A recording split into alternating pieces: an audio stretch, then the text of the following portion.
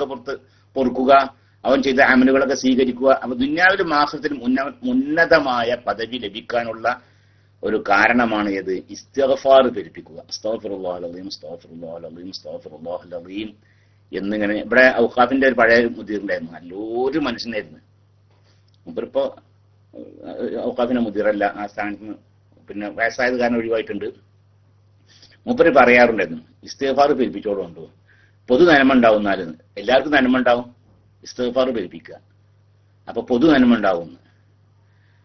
അപ്പൊ മൊത്തത്തിലുള്ള ഒരു പിന്നെ നന്മക്ക് അത് ഇസ്തിഗ്ഫാർ പെരുപ്പിക്കൽ ഒരു കാരണമായിട്ട് അള്ളാഹു സുബ്ഹാനഹു വ തആല നമ്മുടെ റിക്കലിനൊക്കെ സംഭവിച്ചു പോയ തെറ്റുകുറ്റങ്ങളൊക്കെ അള്ളാഹു തആല പുറത്തു തരട്ടെ. അള്ളാഹു ജീവിതകാലത്ത് നമ്മിൽ നിന്ന് സംഭവിച്ചു പോയ ചെറുതും വലുതുമായ, രഹസ്യമായും പരസ്യമായും സംഭവിച്ചു പോയ, നാം കരുതിക്കൂട്ടി ചെയ്ത, അറിയാതെ ചെയ്തു പോയ എല്ലാ ചെറുതും വലുതുമായ എല്ലാ ദോഷങ്ങളും അള്ളാഹു സുബ്ഹാനഹു വ തആല പുറത്തു തന്നുകൊണ്ട് ഈ നിമിഷം തന്നെ അള്ളാഹു തആല നമ്മെ പൂർണ്ണമായും ശുദ്ധീകരിക്കട്ടെ. ആമീൻ. വസല്ലല്ലാഹു അലാ സയ്യിദിനാ മുഹമ്മദ്. ഇനി മനസ്സുകൊണ്ട് അള്ളാഹു പുറത്തു തരണേ എന്ന് പറഞ്ഞാലും വിചാരിച്ചാലും, എന്നാലും ശരി, മനസ്സുകൊണ്ട് അതന്നെ തൗബ എന്ന് പറഞ്ഞാല്. തൗബ എന്ന് പറഞ്ഞാൽ എന്താ? തൗബ എന്ന് പറഞ്ഞാൽ ഒരു ദോഷം സംഭവിച്ചിട്ടുണ്ടെങ്കിലേ ആ ദോഷം സംഭവിച്ചിട്ട് വല്ലാത്തൊരു ഖേദം ഉണ്ടാകുക. പടച്ചോനെ, സംഭവിച്ചു പോയല്ലോ. ചെറിയ ഖേദമല്ല, അടങ്ങാത്ത ഖേദം ഉണ്ടാവുക. അതാ തൗബ. മനസ്സിലാണ് ആ ഖേദം ഉണ്ടാകുക, അതുകൊണ്ട് പറച്ചിലല്ലല്ലോ, മനസ്സിലേക്ക് ആ ഖേദം ഉണ്ടാവുക. പിന്നെന്ത് ചെയ്യാ? ഇനി ഒരിക്കലും അത് എന്റെ അടുക്കൽ സംഭവിക്കുകയില്ല എന്ന് അവന്റെ മനസ്സിനൊരു ഉറപ്പുണ്ടാവുക. പിന്നെ ആ ചെയ്ത ദോഷത്തിൽ നിന്ന് അവൻ ഒഴിവാവുകയും ചെയ്യുക. ഈ 3 നിബന്ധനയാണ് തൗബക്കുള്ളത്. ചെയ്യുന്ന ദോഷമല്ല, ദോഷങ്ങൾ ചെയ്തുകൊണ്ടിരിക്കെ അവൻ തൗബ ചെയ്താൽ സഹിയാവൂല. ആ ദോഷത്തിന് ഒഴിവാവണം. ആ ദോഷത്തിന് അവൻ ഒഴിവാവണം. എന്നിട്ട് അങ്ങനെ മുമ്പ് സംഭവിച്ചു പോയതിൽ അവൻ എന്ത് ചെയ്യണം? അടങ്ങാത്ത ഖേദം ഉണ്ടാവണം. ഇനി ഒരിക്കലും അത് സംഭവിക്കുകയില്ല എന്ന് അവന്റെ മനസ്സിന് നല്ല ഉറപ്പ് നൽകണം. അതിനാണ് തൗബ എന്ന് പറയാം. അതിനാ തൗബ. അപ്പൊ അങ്ങനെയുള്ള ഒരു ഖേദം ഉണ്ടായിട്ടുണ്ട്, ഇനി ഒരിക്കലും സംഭവിച്ചിട്ടില്ല എന്നുണ്ട്, പടച്ചോനൊക്കെ പുറത്തു തരണമെന്ന് അവന്റെ മനസ്സിലുണ്ട്. എന്നാൽ അള്ളാഹുവിൽ അവന്റെ പിന്നെ ദോഷങ്ങളൊക്കെ പൊറുക്കുകയും ചെയ്യും അള്ളാഹു ഉദ്ദേശിക്കുകയാണെങ്കിൽ. എന്നാൽ നാവ് കൊണ്ട് അസ്തഗ്ഫിറുല്ലാഹൽ അലീം എന്ന് പറഞ്ഞാലോ, അത് മനസ്സ് തട്ടിക്കൊണ്ട് നാവ് കൊണ്ട് പറഞ്ഞാൽ അള്ളാഹു ദോഷം പൊറുക്കും ചെയ്യും. അതിന് പുറമെ അസ്തഗ്ഫിറുല്ലാഹൽ അലീം നാം മൊഴിഞ്ഞല്ലോ, നാവ് കൊണ്ട് മൊഴിഞ്ഞല്ലോ അല്ലെ, അതിനൊക്കെ ഉള്ള കൂലി വേറെ കിട്ടും ചെയ്യും. അപ്പൊ അതും കൂടി നാവ് കൊണ്ട് പറഞ്ഞാല് അതാ പറഞ്ഞതിന്റെ ഒക്കെ കൂലി വേറെ കിട്ടും ചെയ്യും. പിന്നെ അസ്സലാമു അലൈക്കും. വലൈക്കും അസ്സലാം വറഹ്മത്തുള്ളാഹ്. ഞാൻ സൗദിയിൽ ജോലി ചെയ്യുന്നു ഉസ്താദെ. തണുപ്പ് സമയത്ത് വുളു എടുക്കുമ്പോൾ ഷോക്സിന്മേൽ തടവൽ അനുവദനീയമാണോ? ഇവിടത്തെ ഇമാം അങ്ങനെയാണ് ചെയ്യുന്നത്. ദുആ വസിയത്തോടെ. അസ്സലാമു അലൈക്കും. വലൈക്കും അസ്സലാം വറഹ്മത്തുള്ളാഹി. തണുപ്പ് സമയത്ത് തണുപ്പുണ്ടാവട്ടെ, തണുപ്പുണ്ടാവാതിരിക്കട്ടെ, ഷോക്സ് അല്ല, ഹുഫയുടെ മേൽ തടവാകുന്നതാണ്. ഹുഫന്റെ മേൽ തടവാം. അത് യാത്രക്കാർക്കാണെങ്കിലും 3 ദിവസം അവർക്ക് പിന്നെന്ത് ചെയ്യുക, ആ കാല് അത് അഴിച്ചുകൊണ്ട് കാല് കഴുകാതെ അതിന്റെ മേൽ തടവിയാൽ മതി. യാത്രക്കാരല്ല എങ്കിലും തന്നെ 1 ദിവസം ഫുൾ അതിന്റെ മേൽ തടവിയാൽ മതി. അത് അഴിച്ച് കാല് കഴുകണ്ട, അതിന്റെ മേൽ തടവിയാൽ മതി. പക്ഷെ അതെന്ത് വേണം? അത് ഷോക്സ് ആകാൻ പറ്റൂല, ഷോക്സ് പോരാ, ഹുഫയാവണം. ഹുഫ എന്ന് പറഞ്ഞാല് പിന്നെ അതിന് ചില നിബന്ധനകളുണ്ട്. അത് മാത്രം ധരിച്ച് നടക്കാൻ സാധിക്കണം. ഇപ്പൊ നമ്മൾ സാധാരണ ഷോക്സ് ഒക്കെ ആണെങ്കിൽ അത് മാത്രം ധരിച്ച് നടക്കാൻ പറ്റുമോ? ഇല്ല, കുറച്ച് നടക്കുമ്പോഴത്തേ അത് കീറും. അങ്ങനെയാണ്, കുറച്ച് നടക്കുമ്പോഴേക്കും കീറുന്ന രീതിയിൽ കട്ടി കുറഞ്ഞ അതൊന്നും പറ്റൂല. പിന്നെന്ത് വേണം? നല്ല കട്ടിയുള്ള, അത് മാത്രം ധരിച്ച് നടന്നാലും കീറാത്ത, അതുപോലെ തന്നെ അതിന്റെ മേൽ തടവിയാൽ വെള്ളം ഇങ്ങനെ കിണുത്തിട്ട് കാലുമ തട്ടാത്ത, പിന്നെ കാലിന്റെ ഞെരിയാണി അടക്കം മറയുന്ന ആ നിബന്ധനകളൊക്കെ ഉള്ള ഹുഫയാണ് എങ്കിൽ അത് ധരിച്ചാൽ പിന്നെ അതുകൊണ്ട് ചെയ്യുന്ന സമയത്ത് എന്ത് വേണ്ട? അത് ഊരിക്കൊണ്ട് കാല് കഴുകണ്ട. പിന്നെ അതിന്റെ മേൽ വെള്ളം കൊണ്ട് തടവിയാൽ മതി. അത് നാട്ടിൽ തന്നെ താമസിക്കുന്ന ആളാണെങ്കിൽ തന്നെ 1 ദിവസം മുഴുവൻ തടവാം. യാത്രക്കാരാണെങ്കിൽ 3 ദിവസം തടവുകയും ചെയ്യാം.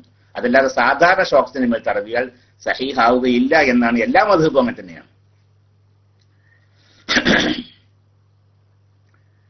പിന്നെ കാന്തപുരത്തിനെ കുറ്റം പറഞ്ഞാൽ അത് തെറ്റാകുമോ? തൗബ ചെയ്യണോ? വ്യക്തികളെ കുറ്റം പറയാൻ പാടില്ല. വ്യക്തികളെ കുറ്റം പറഞ്ഞിട്ടുണ്ടെങ്കിലേ അത് വ്യക്തികളെ കുറ്റം പറഞ്ഞത് ആ വ്യക്തിപരമായ വിദ്വേഷത്തിന്റെ പേരിൽ കുറ്റം പറഞ്ഞിട്ടുണ്ടെങ്കിൽ അയാളെ കൊണ്ട് പൊരുത്തപ്പെടിപ്പിക്കണം വിഷയം.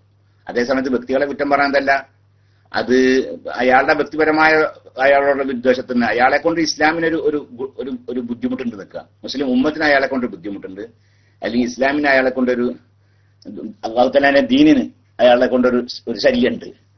അപ്പോ അത് ജനങ്ങൾക്ക് മനസ്സിലാക്കി കൊടുക്കാൻ വേണ്ടി അയാളുടെ അടുക്കലുള്ള പോരായ്മകളൊക്കെ പറയാവുന്നതാണെന്ന്. അപ്പൊ അതിനെ അയാളെ കൊണ്ട് പൊരുത്ത് പഠിപ്പിക്കൊന്നും വേണ്ട. ഉദാഹരണം പറയുകയാണെങ്കിൽ നമ്മുടെ ഹദീസിന്റെ കിതാബുകളിലൊക്കെ കാണാം അല്ലെ, ഹദീസിന്റെ ഈ സനദിനെ കുറിച്ച് വിവരിച്ച കിതാബുകളൊക്കെ കാണാം. അയാൾ ഒരു വ്യക്തിനെ കുറിച്ച് പറയാം. അപ്പൊ ഉദാഹരണമാണ് അൻ അബ്ദുറഹ്മാൻ അൻ ജാബിരി എന്ന് പറയാൻ നിൽക്കുക.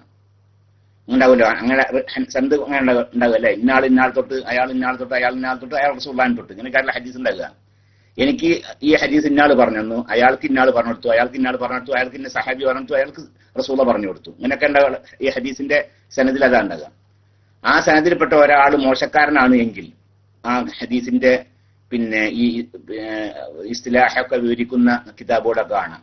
ഇയാളെ വിശ്വസിക്കാൻ പറ്റൂല, അയാള് പണ്ട് ഇങ്ങനെ തെറ്റ് ചെയ്തിട്ടുണ്ട്, അയാൾ കദ്ദാബാണ് എന്ന് അറിയപ്പെട്ടിട്ടുണ്ട്, വല്ല നുണ പറഞ്ഞ ആളാന്ന് അറിയപ്പെട്ടിട്ടുണ്ട്, അതുകൊണ്ട് അയാള് പറഞ്ഞത് വിശ്വസിക്കാൻ പറ്റുകയില്ല. അല്ലെങ്കിൽ അയാള് പിന്നെ വല്ലാതെ മറതിയുള്ള ആളാണ് എന്ന് അറിയപ്പെട്ടിട്ടുണ്ട്. അങ്ങനെയൊക്കെ അപ്പൊ അവരടുക്കൽ ഉണ്ടാകുന്ന കുറ്റങ്ങളുണ്ടല്ലോ. ഈ ഹദീസ് റിപ്പോർട്ട് ചെയ്യുന്ന റാബിമാര്, അതിന്റെ സനദിൽപ്പെട്ട ആളുകൾ, അവരുടെ അടുക്കലുള്ള പോരായ്മകൾ തെറ്റുകുറ്റങ്ങളൊക്കെ വ്യക്തമാക്കൽ അവരെ കുറിച്ച് അറിയുന്ന ആളുകളുടെ മേൽ നിർബന്ധമാണെന്ന്. അതിപ്പോ അങ്ങനെ പറഞ്ഞതിന് പേരിൽ അവരെ കൊണ്ട് പൊരുത്തപ്പെടിപ്പിക്കണം വേണ്ട. കാരണം അത് അയാളോടുള്ള ദേശത്തിന്റെ പേരിലല്ല ഇപ്പൊ നമ്മൾ ചെയ്യുന്നത്.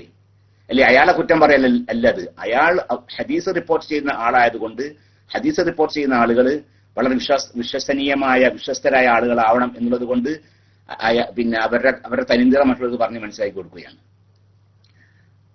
അപ്പൊ അത്തരം കാര്യങ്ങൾ ചെയ്യുകയാണെങ്കിൽ അവരെ കൊണ്ട് പൊരുത്തി പിടിപ്പിക്കൊന്നും വേണ്ട. അതുപോലെ തന്നെ വേറെയും കുറെ കാര്യങ്ങളുണ്ട്. അതുപോലെ തന്നെ ഇത് റസൂലുള്ളാഹിന്റേതാണ് അല്ലെ, ഇത് റസൂലുള്ളാഹി സ്വല്ലല്ലാഹു അലൈഹി വസല്ലമയുടേതാണ് എന്ന് ഒരാൾ പറയാണ്. ഇപ്പൊ ഒരു പാത്രം കൊടുത്തല്ലോ അല്ലെ, അത് അള്ളാഹുവിന്റെ റസൂലിന്റെ പാത്രം എന്നാ പറഞ്ഞത്. റസൂലുള്ളാഹി സ്വല്ലല്ലാഹു അലൈഹി വസല്ലം തങ്ങളെ കുടിച്ച പാത്രമാണ് ഇത് എന്നാണ് പറഞ്ഞത്. ആയിക്കോട്ടെ, അപ്പൊ ആ പറഞ്ഞ ആള് വിശ്വസിക്കാൻ പറ്റുന്ന ആൾ തന്നെയാണോ അല്ലേ എന്ന് നമുക്ക് അറിയേണ്ടതുണ്ട്. അയാൾ കളവ് പറയാത്ത വ്യക്തിയാണോ, അയാൾ തെറ്റുകൾ ചെയ്യാത്ത വ്യക്തിയാണോ, അയാള് ഹറാമുകൾ ചെയ്യുന്ന വ്യക്തിയാണോ എന്നൊക്കെ നമ്മൾ മനസ്സിലാക്കേണ്ടതുണ്ട്. അപ്പൊ അതുകൊണ്ട് തന്നെ പിന്നെ അത്തരം ആളുകളുടെ അടുക്കൽ നിന്ന് അയാൾ കള്ള് ഷാപ്പിന് ബിൽഡിംഗ് വാടകയ്ക്ക് കൊടുക്കുന്ന ആളാണോ, അതല്ലെങ്കിൽ അയാൾ ഇങ്ങനത്തെ കാര്യങ്ങളൊക്കെ അങ്ങനെ അറിഞ്ഞു നിൽക്കുക. അയാൾ ഇന്ന ബിൽഡിംഗ് അയാൾ വാടകയ്ക്ക് കൊടുക്കുന്നുണ്ട്, അതിൽ കള്ള് ഷാപ്പ് നടത്തുന്നുണ്ട് എന്ന് അയാളെ കുറിച്ച് ഒരാളെ അറിയാണ്. അപ്പൊ അത് ജനങ്ങൾക്ക് പറഞ്ഞ് മനസ്സിലാക്കി കൊടുക്കണം. അതുപോലെ അയാൾ ഇന്ന ദിവസം നുണ പറഞ്ഞിട്ടുണ്ട്, ഇന്ന വിഷയത്തിൽ കളവ് പറഞ്ഞിട്ടുണ്ട്, അപ്പൊ അത് നമുക്കറിയെങ്കിൽ അത് നമുക്ക് എന്ത് ചെയ്യണം, പറഞ്ഞു കൊടുക്കണം. അതുപോലെ തന്നെ അങ്ങനെ അയാളെ അടുക്കൽ നിന്ന് എന്തെങ്കിലും തെറ്റുകുറ്റങ്ങളൊക്കെ സംഭവിച്ചതുണ്ട് നിൽക്കുക, അത് അയാൾ വിശ്വസിക്കാൻ പറ്റുന്ന ആളല്ല, അയാൾ പറയുമ്പോഴേക്കും വിഴുങ്ങാൻ പറ്റുന്ന ആളല്ല എന്ന് മറ്റുള്ളവർക്ക് മനസ്സിലാക്കി കൊടുക്കാൻ വേണ്ടി അത് വിവരിച്ചു കൊടുക്കൽ നിർബന്ധമാണെന്ന്. അതുപോലെ തന്നെ മറ്റൊരു വിഷയം, ഒരു വിവാഹാലോചന ഒക്കെ നടത്തുകയാണ്. ഇന്ന സ്ഥലത്ത് മകളുടെ ഒരു കല്യാണാലോചന വന്നിട്ടുണ്ട്. അപ്പൊ ആ പുതിയാപ്പളന്റെ അടുത്ത വീട്ടുകാരനായ അയാൾ എന്റെ സ്നേഹിതനാണ്. അദ്ദേഹത്തോട് ഞാൻ ചോദിക്കുകയാണ്, നിങ്ങളെ അടുത്ത വീട്ടുകാരനായ എന്നാള് അവനെ കൊണ്ട് നമ്മുടെ മകളുടെ കല്യാണാലോചന നടത്തിയിട്ടുണ്ട്, എന്താണ് എന്റെ അഭിപ്രായം? അപ്പൊ അവിടെ അയാളാണല്ലോ മഹാമോശക്കാരനാണ് അല്ലേ. അപ്പൊ അയാളുടെ അടുക്കളുടെ മോശം ഉണ്ടല്ലോ, അതോ ഇങ്ങനൊക്കെ അവനെ കുറിച്ച് ഇങ്ങനെ കേൾക്കുന്നുണ്ട് എന്ന് അയാളുടെ അടുക്കലുണ്ടാകുന്ന തെറ്റുകുറ്റങ്ങൾ ഇയാൾക്ക് പറഞ്ഞ് മനസ്സിലാക്കി കൊടുക്കാൻ നിർബന്ധമാണ്. അങ്ങനെ മനസ്സിലാക്കി കൊടുത്തതിന്റെ പേരിൽ ഇനി പാലക്കോട് പോയി പൊരുത്തപ്പെട്ടിരിക്കണം, അതൊന്നും വേണ്ട. അതൊക്കെ നിർബന്ധമായ ഓരോരോ ഗീബത്ത്, അതിന് വാജിബായ ഗീബത്ത് എന്നാ പറയാ.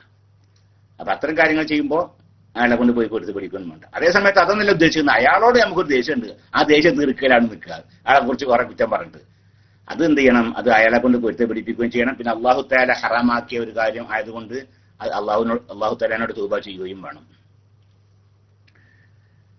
പിന്നെ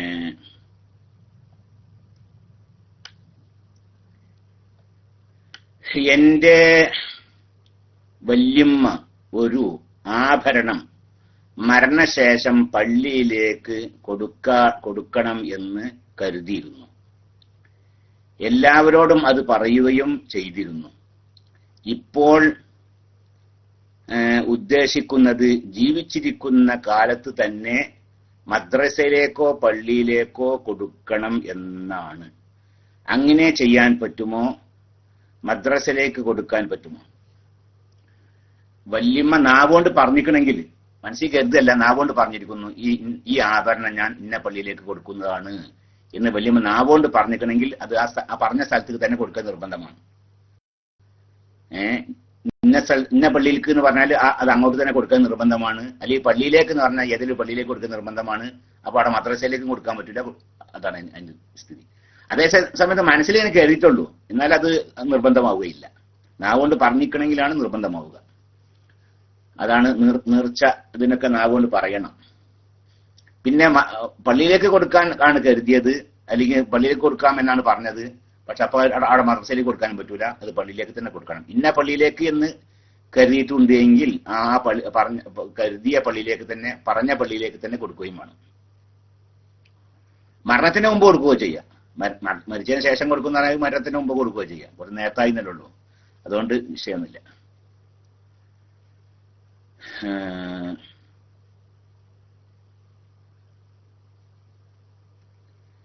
മഗ്രിബ് നിസ്കാരത്തിൽ ജമാഅത്തായി അവസാനത്തെ റക്അത്ത് കിട്ടുകയും ശേഷം ബാക്കി 2 റക്അത്ത് മടക്കി നിസ്കരിക്കുമ്പോൾ ആദ്യത്തെ റക്അത്തിൽ അത്തഹിയ്യാത്തിനെ ഇരിക്കണോ? അത് വേണം. മഗ്രിബ് നിസ്കാരത്തിലെ 2ാമത്തെ റക്അത്തിലാണല്ലേ. മഗ്രിബ് നിസ്കാരത്തിൽ ജമാഅത്തായി അവസാനത്തെ റക്അത്തിലാണ് തുടങ്ങുന്നത്. അപ്പൊ ഇമാമിനോട് കൂടി 1 റക്അത്ത് കിട്ടി. ഇമാമിനോട് കൂടി അപ്പോൾ 1 റക്അത്താണ് കിട്ടുന്നത്. പിന്നെ ഇമാം സലാം വിട്ടി കഴിഞ്ഞ ശേഷം ഇനി അയാൾ 2 റക്അത്ത് നിസ്കരിക്കണം. അപ്പൊ ഇമാം സലാം വിട്ടി കഴിഞ്ഞ ശേഷം അയാൾ 2 റക്അത്ത് നിസ്കരിക്കണം. ആദ്യത്തെ റക്അത്ത് കഴിഞ്ഞു. അപ്പൊ ആദ്യത്തെ റക്അത്ത് കഴിഞ്ഞാൽ അയാൾ 2 റക്അത്ത് ആണ് അയാൾ നിസ്കരിച്ചത്. ആ 2 റക്അത്ത് നിസ്കാരം കഴിഞ്ഞ ശേഷം മഗ്രിബിന്റെ ആദ്യത്തെ തഹിയ്യാത്തുണ്ട്. ആ ആദ്യത്തെ തഹിയ്യാത്തിന് ഇരിക്കൽ സുന്നത്താണ്. സുന്നത്തിൽപ്പെട്ടതാണ്. അത് ചെയ്യാതെ നിസ്കരിച്ചാൽ നിസ്കാരം സഹിയാകും. പക്ഷെ അത് സുന്നത്തിന്റെ കൂലി നഷ്ടപ്പെടും. അപ്പൊ മഗ്രിബ് നിസ്കാരത്തിൽ അവസാനത്തെ റക്അത്തിലാണ് നിസ്കരിച്ച് ഇമാമിനോട് തുടർന്നത്. അപ്പോൾ ഇമാമിനോട് കൂടി 1 റക്അത്ത് കിട്ടി. ഇനി അവൻ സലാം വിട്ടി കഴിഞ്ഞാൽ 2 റക്അത്ത് കൂടി നിസ്കരിക്കണം. ആ 2 റക്അത്തിലെ ആദ്യത്തെ റക്അത്ത് കഴിഞ്ഞാൽ അവൻ എന്ത് സുന്നത്തുണ്ട്? അത്തഹിയ്യാത്തിന് ഇരിക്കൽ സുന്നത്തുണ്ട്. അങ്ങനെ അത്തഹിയ്യാത്ത് ഓതൽ സുന്നത്തുണ്ട്. അതിനുശേഷം പിന്നെ 1 റക്അത്ത് കൂടി നിസ്കരിക്കും. അപ്പൊ 3 റക്അത്ത് ആയല്ലോ. അപ്പൊ അതാണ്. ഇരിക്കാൻ സാധിക്കാത്ത ആൾക്ക് നിന്ന് സുജൂദും അത്തഹിയ്യാത്തും നിർവഹിക്കാമോ? അത് പറ്റും.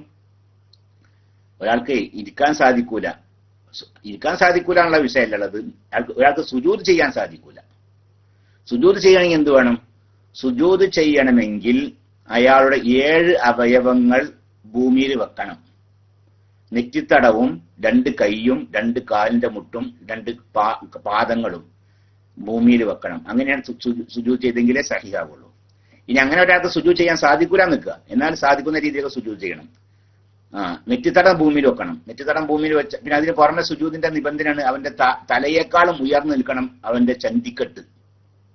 സുജൂദ് ചെയ്യുമ്പോ അങ്ങനെയാണല്ലോ അല്ലെ. ചന്തി മേലെയും തല താഴെയേക്കാരുണ്ടാകുക. ഈ രീതിയിലാവുകയും വേണം. ഈ രീതിയിലൊക്കെ ചെയ്യാൻ സാധിക്കുകയാണെങ്കിൽ ചെയ്യണം. ഈ രീതി ചെയ്യാൻ സാധിക്കാത്ത ആളാണെങ്കിൽ സാധിക്കുന്ന രീതിയിൽ ചെയ്യുക. അപ്പൊ ആൾക്ക് ഇരിക്കാൻ സാധിക്കൂല, അല്ലെങ്കിൽ ഇനി നെറ്റിയൊന്നും നിലത്ത് വെക്കാൻ സാധിക്കൂല. അപ്പൊ അങ്ങനത്തെ ആളാണെങ്കിൽ നിന്ന് നിസ്കരിച്ചിട്ട് റുക്കോയിന്റെ സമയത്ത് തല കുനിക്കുക. റുക്കോ ചെയ്യാൻ സാധിക്കുകയാണെങ്കിൽ റുക്കോ ചെയ്യുക. ഇനി പക്ഷെ റുക്കോ ചെയ്യാൻ സാധിക്കും, സുജൂദിലേക്ക് പോകാൻ സാധിക്കൂല. എന്നാൽ റുക്കോയിനേക്കാളും കുറച്ചും കൂടിയും റുക്കോയിലേക്ക് പോയിട്ട് റുക്കോയിനേക്കാളും കുറച്ചും കൂടി കണ്ട് തല താഴ്ത്തുക. അതാണ് അവന്റെ സുജൂദ്. പിന്നെ അവിടുന്ന് തല ഉയർത്തുക. അപ്പൊ 2 സുജൂദിന്റെ ആളെ ഇത്തമായി. പിന്നെ വീണ്ടും തല താഴ്ത്തുക. അപ്പൊ 2ാമത്തെ സുജൂദും ചെയ്തു ആയി. ഈ രീതിയിലാണ് ഭൂമിയിൽ നെറ്റി വെക്കാൻ സാധിക്കാത്ത ആളുകൾ ചെയ്യേണ്ടത്. റുക്കോയിന് കുനിയുന്നതിനേക്കാളും കൂടുതൽ കുനിയുക. പിന്നെ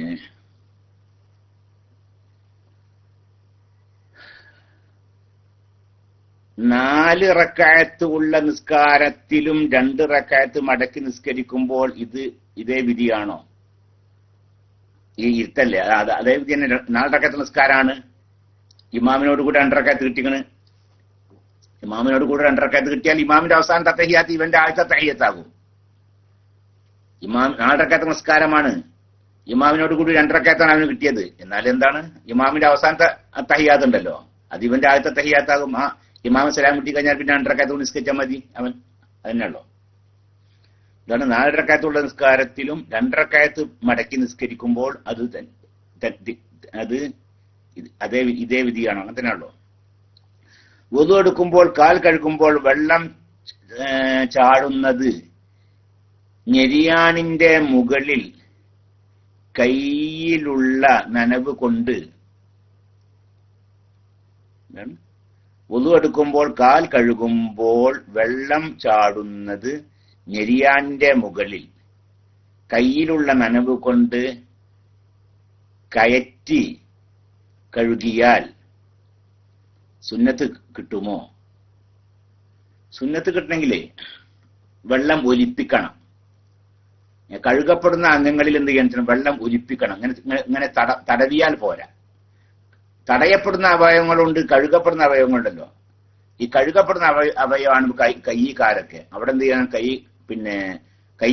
കൈയുണ്ടാവുന്ന നനവ് കൊണ്ട് ഇങ്ങനെ തടവിയാൽ പോരാ, പിന്നെന്ത് ചെയ്യണം? വെള്ളം ഇങ്ങനെ ഒലിപ്പിക്കണം. എന്നാല് സഹിയാവുള്ളൂ. അപ്പൊ അതതിന്റെ കണക്ക്. അസ്സലാമു അലൈക്കും വലൈക്കും അസ്സലാം വറഹ്മത്തുള്ളാഹി. മുസ്ഹഫ് മഹർ ആയി കൊടുക്കാൻ പറ്റുമോ? വേറെ ചില ആളുകൾ ടെലിഫോൺ ചെയ്ത് ചോദിക്കുകയും ചെയ്തിട്ടുണ്ട്. ഇനി മുസ്ഹഫ് ഇപ്പൊ നിലം ഞാനൊക്കെ ആയിട്ട് തന്നെ എന്താണ് ഇപ്പൊ ഇതിന്റെ വിഷയം മനസ്സിലായിട്ടില്ല. മുസ്ഹഫ് മഹറായി കൊടുക്കാൻ പറ്റും. ഇപ്പൊ വലിയ ഹോജാക്കന്മാരായിട്ട് ചില ആളുകൾ പങ്കൻ തീരുമാനിച്ചിട്ടുണ്ടല്ലേ മുസ്ഹഫെ. എന്നിട്ട് അത് വലിയൊരു ത്യാഗിയായിട്ട് ഇങ്ങനെ പറയും ചെയ്യാം. അതാ പെണ്ണാണ് തീരുമാനിക്കുക. ഒരു മുസാഫിന് എത്ര വില? ഒരു 50 റുപ്യ 100 റുപ്യ കൊടുത്താലും ഒരു മുസാഫ് കിട്ടൂല്ലേ? അവൾ തീരുമാനിക്കണം. മഹർ അവളുടെ അവകാശത്തിൽപ്പെട്ടതല്ലേ, പെണ്ണിന്റെ അവകാശത്തിൽപ്പെട്ടതല്ലേ മഹർ. അത് അവളുടെ സൗന്ദര്യത്തിനനുസരിച്ച്, അവളുടെ തറവാടിത്തത്തിനനുസരിച്ച്, അവളുടെ വിദ്യാഭ്യാസത്തിനനുസരിച്ച് ഒക്കെ അവളുടെ മഹർ കൂടും. അതാ, നല്ല സൗന്ദര്യമുള്ള പെണ്ണാണ്, അപ്പൊ അവള് എന്ത് ചെയ്യും? അല്ലെങ്കിൽ നല്ല തറവാടി ആയ പെണ്ണാണ്, നല്ല വിദ്യാഭ്യാസ യോഗ്യതയുള്ള പെണ്ണാണ്, അപ്പൊ അവളെ മഹറും ചിലപ്പോ കൂടും. അവള് പറഞ്ഞ മഹറാണ് അവള് കൊടുക്കേണ്ടത്. അവൾ പറയുന്ന മഹർ, അതല്ലെങ്കിൽ അവളുടെ അഹ്ലികാരായ ആളുകൾ പറയുന്ന ആ മഹർ, അവളുടെ കാര്യകർത്താക്കളുണ്ട്, അവരൊക്കെയാണ് എന്റെ മഹർ തീരുമാനിക്കേണ്ടത്. അല്ല ഭർത്താവല്ല. ഭർത്താവ് പറയാം ഞാൻ അവൾക്കൊരു മുസാഫെ കൊടുക്കണ്ടോ, ഞെളിഞ്ഞിറക്കല്ലേ? അത് നല്ല ഇതാണല്ലോ. അവിടെയല്ല ഞെളിയേണ്ടത്. അവൾക്ക് അവകാശപ്പെട്ടതിനേക്കാളും കൂടുതൽ മഹർ അവൾക്ക് കൊടുക്കുക. എന്നിട്ട് ഞെളി എന്നൊരു തക്കണില്ല അല്ലേ? അവളെ സംബന്ധിച്ചിടത്തോളം അവളെ പോലത്തെ ഒരു പെണ്ണിന് അവളുടെ അത്ര സൗന്ദര്യമുള്ള, അവളുടെ അത്ര ആഢ്യത്വമുള്ള, അവളുടെ അത്ര വിദ്യാഭ്യാസമുള്ള ഒരു പെണ്ണിന് സാധാരണ ഒരു മഹർ കിട്ടുക ഒരു 2 ലക്ഷം റുപ്യ നിൽക്കുക. അപ്പൊ അവനൊരു 5 ലക്ഷം റുപ്യാണ് മഹർ കൊടുക്കുക. എന്നിട്ട് ഞെളിയ. അപ്പൊ അതിലൊരു ഞെളിയാൻ മാത്രം ഉണ്ടല്ലേ? ഞെളിയാൻ മാത്രം ഉണ്ട്. ഇത് അവൾക്ക് 2 ലക്ഷം റുപ്യ മഹർ കിട്ടുന്ന പെണ്ണാണ് അവള്. അതിന് അവൾക്ക് ഒരു 50 റുപ്യ മുസാഫ് വാങ്ങി കൊടുത്തിട്ടേ ഞെളിഞ്ഞിറക്കുക. നല്ല ഞെളിച്ചിലല്ലേ പോയി. അവൾക്ക് ഞെളിയ അല്ലേ? അവൾക്ക് ഞെളിയാം. എനിക്ക് 2 ലക്ഷം റുപ്യ മഹർ കിട്ടുന്നവളാണ് ഞാൻ. പക്ഷെ എനിക്ക് 2 ലക്ഷം റുപ്യ ഒന്നും വേണ്ട, എനിക്ക് വേണ്ടത് ഒരു മുസാഫ് മതി എന്ന് അവൾ തീരുമാനിക്കുകയാണെങ്കിൽ ഓക്കെ.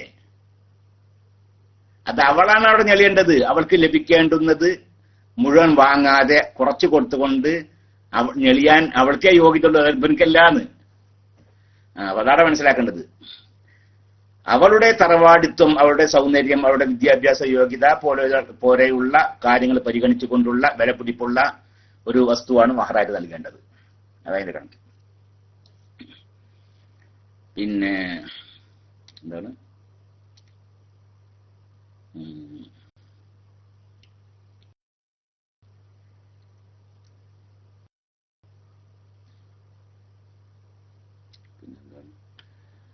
ഒന്ന് രണ്ട് സംശയങ്ങൾ ചോദിക്കുന്നു. പള്ളിയിൽ സ്ഥലമുണ്ടായിരിക്കെ വഖഫ് ചെയ്യപ്പെടാത്ത സ്ഥലത്ത് വെച്ച്, ഉദാഹരണം പള്ളിക്ക് പുറത്തുള്ള മുറ്റം, റോഡ് ഇവിടങ്ങളിൽ വെച്ച് ജുമാ നിസ്കരിക്കുന്നതിന്റെ വിധി എന്ത്? ജുമാ ശരിയാകുമോ? ജമാഅത്ത് കിട്ടുമോ? ഇമാമായി കേൾക്കുന്ന ബന്ധം മാത്രമേ മൗമീമിന് കിട്ടുന്നുള്ളൂ. ജുമാ സഹിയാകും. ജുമാ സഹിയാണെങ്കിൽ പിന്നെ ആ ഇമാമിനോട് കൂടി തുടർന്ന ആളുകളൊക്കെ പള്ളിന്റെ അകത്താവണം എന്ന നിബന്ധനയൊന്നുമില്ല. ഇമാമിനോട് തുടർന്ന ആളുകളൊക്കെ ഇമാമ് പള്ളിയിലാണ്, അപ്പൊ അയാളോട് തുടർന്ന ആളുകളും പള്ളിന്റെ അകത്ത് തന്നെ ആവണം എന്ന് നിബന്ധനയൊന്നുമില്ല.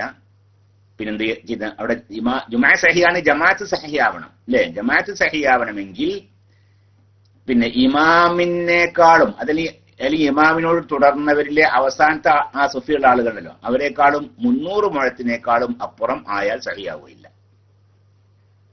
ഇപ്പൊ ഉദാഹരണം പറയുന്നത് പള്ളിയിൽ കുറെ സഫുകളുണ്ടല്ലോ, അതിൽ അവസാനത്തെ സഫ് ഏറ്റവും കിഴക്ക് ഭാഗത്തുള്ള സഫ്, അവസാനത്തെ സഫ്, ആ സഫിനേക്കാളും 300 മുഴത്തിന്റെയും അപ്പുറമാണ് ഒരാൾ ഉള്ളത് നിൽക്കുക, എന്നാൽ അയാളുടെ ജമാഅത്ത് സഹിയാവൂല.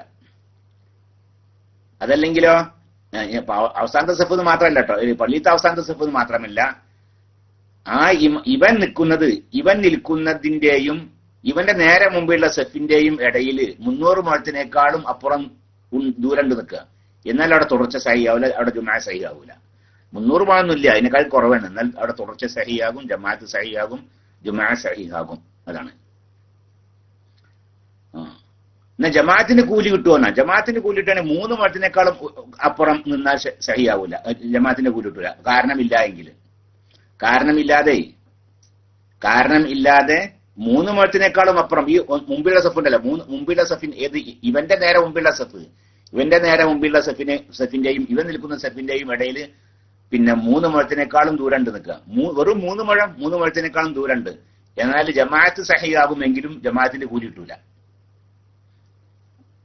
പിന്നെ വേറെ കാരണമാണെന്ത്, ഇതിന്റെ ഇടയിൽ 3 മുഴത്തിന്റെ ഉള്ളിലായിട്ട് വേറെ സഫ് കെട്ടാൻ പറ്റൂല, വേറെ തടസ്സങ്ങളൊക്കെ ഉണ്ട്. അങ്ങനത്തെ തടസ്സങ്ങളൊന്നും ഇല്ലാതെ 3 മുഴത്തിനേക്കാളും അപ്പുറമാണ് സഫ് കെട്ടിക്കണമെങ്കിൽ ജമാഅത്ത് സഹിയാകുമെങ്കിലും ജമാഅത്തിന്റെ കൂലി കിട്ടുകയില്ല. അതാ ഏതാ നിസ്കാരം സഹിയാകും, ജമാഅത്ത് സഹിയാകുന്നു 300 മുഴത്തിനേക്കാളും ദൂരം ഇല്ല എങ്കിൽ ജുമയൊക്കെ കിട്ടും. പിന്നെ എന്താ 2-3 ചോദ്യം. ക്വസ്റ്റ്യൻ 2, ഉംറയിൽ തഹല്ലുലാകാൻ വേണ്ടി മുടി എടുക്കുമ്പോൾ മുടി 3 ഭാഗങ്ങളിൽ നിന്നും അല്പം എടുക്കാറാണ് ഞങ്ങളുടെയൊക്കെ പതിവിലുള്ളത്. മൊട്ട അടിക്കലാണ് അഫ്ളലായ സുന്നത്തെന്നും മനസ്സിലാകുന്നു. എന്നാൽ മുടി വെട്ടിയാൽ, അതായത് മൊട്ട അടിക്കാതെ മുടി വെട്ടിയാൽ അഫ്ളലായ സുന്നത്ത് കിട്ടുമോ? ഇല്ല. അത് നിങ്ങൾ തന്നെ പറഞ്ഞില്ലപ്പോ. തഹല്ലുലാവാൻ മുടി വെട്ടിയാലും മതി, വെറും 3 മുടി വെട്ടിയാൽ മതി, എന്നാലും തഹല്ലുലാകും. അതേസമയത്ത് ഏറ്റവും അഫ്ളൽ എന്താണ്? ഏറ്റവും അഫ്ളൽ മുടി മൊട്ടടിക്കൽ തന്നെയാണ്. മുടി ആകെ മൊട്ടടിക്കലാണ് അഫ്ളൽ തഹല്ലുലാവാൻ. എന്നാൽ തഹല്ലുലാവണി എന്ത് മതി? മൊട്ടടിച്ചോളം എന്നില്ല, 3 മുടി വെട്ടിയാലും മതി. പിന്നെ ഇനി വെട്ടുകയാണെങ്കിൽ അവിടെ ഏറ്റവും അഫ്ളൽ എന്താ വെച്ചാൽ മുഴുവൻ വെട്ടലാണ് നല്ലത്, എല്ലാ ഭാഗത്തുനിന്നും വെട്ടുക, അതാണ് ഏറ്റവും നല്ലത്. ഏറ്റവും അഫ്ളല് മുടി മൊട്ടടിക്കലാണ്, മുടി കളയലാണ്. എന്തിനാ മൊട്ടടിക്കാന്നൊക്കെ പറഞ്ഞില്ലേ? മൊട്ടടിക്കാന്ന് അതിൽ എഴുതിയോണ്ടാണ് അങ്ങനെ ഞാൻ പറഞ്ഞത്. മുടി പാടെ കളയലാണ് ഏറ്റവും അഫ്ളൽ. പിന്നെ അത് കഴിഞ്ഞാൽ പിന്നെ നല്ല എന്താണ്? മുടി എല്ലാ ഭാഗത്തുനിന്നും വെട്ടുക, അതാണ്. ഇനി തഹല്ലുലാവാൻ എന്ത് മതി? വെറും 3 മുടി മാത്രം വെട്ടിയാലും തഹല്ലുലാവുന്നതാണ്. മനസ്സിലായല്ലോ? ക്വസ്റ്റ്യൻ 3, തഹല്ലുലാകാൻ വേണ്ടി മുടി എടുക്കുന്നത് മറന്നുപോയി, മീഖാത്തിൽ നിന്ന് പുറത്തു വെച്ച് ഓർമ്മ വന്നപ്പോൾ മുടി മുറിച്ചു, തഹല്ലുലായാൽ ഉംറ ശരിയാകുമോ? അത് ശരിയാകും. ഇല്ലെങ്കിൽ പ്രതിവിധി ചെയ്യണോ? വേണ്ട. പിന്നെ ഉംറന്റെ അമലുകളൊക്കെ കഴിഞ്ഞ് തഹല്ലുലാവാൻ മുടി വെട്ടാൻ മാത്രമേ ഉള്ളൂ അല്ലേ? അപ്പൊ ആ മുടി വെട്ടൽ എപ്പോഴാ? ഹറമ് തന്നെ വെച്ചായിക്കൊള്ളണമെന്നില്ല, എവിടെ വെച്ച് മുടി വെട്ടാം. എവിടെ വെച്ചാണോ മുടി വെട്ടുന്നത് അപ്പോൾ തഹല്ലുലാവൂ എന്ന് മാത്രം. അപ്പൊ എന്താ ഇത്? തവാഫ് ചെയ്ത് സഅയ് ചെയ്ത് മുടി വെട്ടിയില്ല, അങ്ങനെ ആള് നാട്ടിൽ പോന്ന്, നാട്ടിൽ നിന്ന് വന്നതിന് ശേഷമാണ് ഒരാൾ എന്ത് ചെയ്യണത്? മുടി വെട്ടി നിൽക്കുക, എന്നാലും പറ്റും. പക്ഷെ മുടി വെട്ടിയെങ്കിലേ തഹല്ലുലാവുള്ളൂ. അതിന്റെ ഇടയിൽ ഇഹ്റാം കൊണ്ട് ഹറാമാവുന്ന കാര്യങ്ങളൊന്നും ചെയ്യാൻ പാടില്ല, അത്രമാത്രം. അത്രേ ഉള്ളൂ. അസ്സലാമു അലൈക്കും. വലൈക്കും അസ്സലാം വറഹ്മത്തുള്ളാഹി. നാട്ടിൽ ഉണ്ടിക്ക് പൈസ മറ്റൊരാൾക്ക് നമ്മൾ അയച്ചു കൊടുക്കുന്നത് കൊടുക്കുന്നതിന് തെറ്റുണ്ടോ? നമ്മൾ ആ ദിവസത്തെ ബാങ്ക് റേറ്റ് നോക്കി ഇവിടത്തെ ദിർഹം വാങ്ങാൻ പറ്റില്ലേ? അങ്ങനൊന്നല്ല അതിന്റെ ഈ പിന്നെ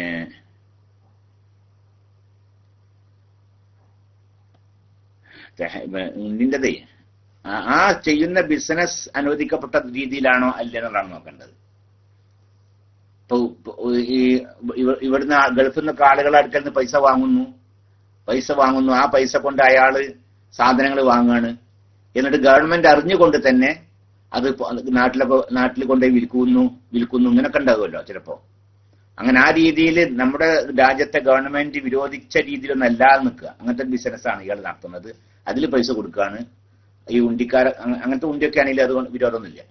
നേരെ മറിച്ച് അതൊന്നുമല്ല, ഗവൺമെന്റിനൊക്കെ വെട്ടിച്ചുകൊണ്ട് ചെയ്യുന്ന പണി.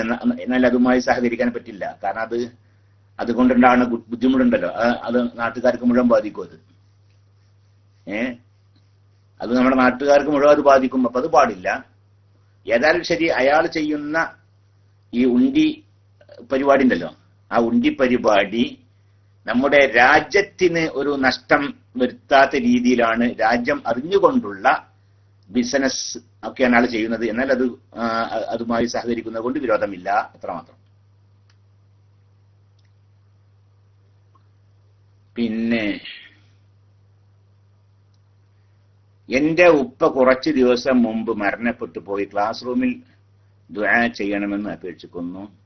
അല്ലാഹു സുബ്ഹാനഹു വ തആല നിങ്ങളുടെ ഉപ്പാക്ക് മഗ്ഫിറത്തും റഹ്മത്തും പ്രദാനം ചെയ്യട്ടെ. ഉപ്പ ചെയ്ത സാലിഹായ അമലുകൾ എന്തൊക്കെ ഉണ്ടോ അതിൽ പറ്റിയ പോരായ്മകളൊക്കെ റബ്ബുൽ ഇസ്സത്ത് അവന്റെ മഹലായ ഫദ്ല് കൊണ്ട് പരിഹരിച്ചുകൊണ്ട് ആ അമലുകളൊക്കെ ഉപ്പാടെ അടുക്കൽ നിന്ന് അല്ലാഹു സ്വീകരിക്കട്ടെ. സംഭവിച്ചു പോയ തെറ്റുകുറ്റങ്ങളൊക്കെ അള്ളാഹു അവന്റെ മഹലായ ഫദ്ല് കൊണ്ട് പുറത്തു കൊടുക്കട്ടെ. ഉപ്പാന്റെ ഉഖറബിയ ജീവിതം അള്ളാഹു റാഹത്തിലും സന്തോഷത്തിലും ആക്കി കൊടുക്കട്ടെ. ഖബർ വിശാലമാക്കി കൊടുക്കട്ടെ. സല്ലല്ലാഹു അലാ സയ്യിദിനാ മുഹമ്മദ്. ഖുർആൻ പരിഭാഷ വായിക്കാൻ വുളു നിർബന്ധമുണ്ടോ? ഖുർആൻ പരിഭാഷ വായിക്കാനെന്നല്ല പറഞ്ഞത്. ഖുർആൻ വായിക്കാനും വുളു നിർബന്ധമില്ല. ഖുർആൻ തന്നെ ഓതാനും വുളു നിർബന്ധം ഇല്ല. മുസ്ഹഫ് തൊടാനും ചുമക്കാനൊക്കെയാണ് വുളു നിർബന്ധമുള്ളത്. മുസ്ഹഫ് തൊടാനും മുസ്ഹഫ് ചുമക്കാനും ഒക്കെയാണ് വുളു നിർബന്ധമുള്ളത്.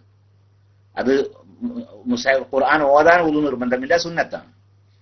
അത് പിന്നെ പരിഭാഷ ആകുമ്പോഴും അങ്ങനെ തന്നെ. പരിഭാഷയിൽ ഇങ്ങനെ നോക്കിയിട്ട് ഇങ്ങനെ ഖുർആൻ ഇങ്ങനെ ഓതുകയാണ്. ഓതാന് വുളു സുന്നത്താണ്, നിർബന്ധമില്ല. ആ പരിഭാഷയായ ആ പുസ്തകം ഉണ്ടല്ലോ, അത് ചുമക്കുവാൻ തൊടാൻ വുളു വേണോ വേണ്ടെന്ന് അത് അവിടെയാണ് വിഷയമുള്ളത്. അവിടെ അത് ഖുർആന്റെ ഹർഫിനേക്കാളും പരിഭാഷയുടെ ഹർഫുകൾ അധികമുണ്ട് എങ്കിൽ അത് തൊടാൻ എന്ത് വേണ്ട, വുളു നിർബന്ധമില്ല. ചുമക്കാനും വുളു നിർബന്ധമില്ല. എന്നാൽ അതിന്റെ ഹർഫുകൾ, പരിഭാഷയുടെ ഹർഫുകൾ ഖുർആന്റെ ഹർഫിനേക്കാളും കുറവാണ് എന്നൊക്കെ, എന്നാ തൊടാനും വുളു വേണം, ചുമക്കാനൊക്കെ വുളു വേണം. സാധാരണ പരിഭാഷയിലൊക്കെ ഖുർആന്റെ ഹർഫിനേക്കാളും എങ്ങനെയായാലും അധികം ഉണ്ടാവും, പരിഭാഷന്റെ ഹർഫുകളിലേ ഉണ്ടാവും. അപ്പൊ അത് തൊടാനും ചുമക്കാനും വുളു വേണ്ട.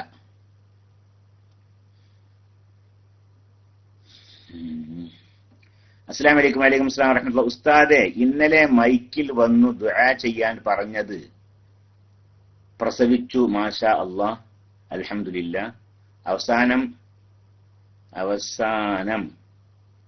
അവസാന ഘട്ടം ഓപ്പറേഷൻ ചെയ്യേണ്ടി വന്നു. എങ്കിലും കുഴപ്പമില്ല, ദുആ ചെയ്യുക. ഓപ്പറേഷൻ ചെയ്യലൊന്നും ഇപ്പൊ ഇത്ര വിഷയമൊന്നുമല്ലേ. ഏറ്റവും ഈ ഓപ്പറേഷൻ ചെയ്യാൻ അത്ര പേടിക്കേണ്ട വിഷയമല്ല. ഇപ്പോ ഏറ്റവും എളുപ്പമുള്ള പണിയാന്ന് പറഞ്ഞത്.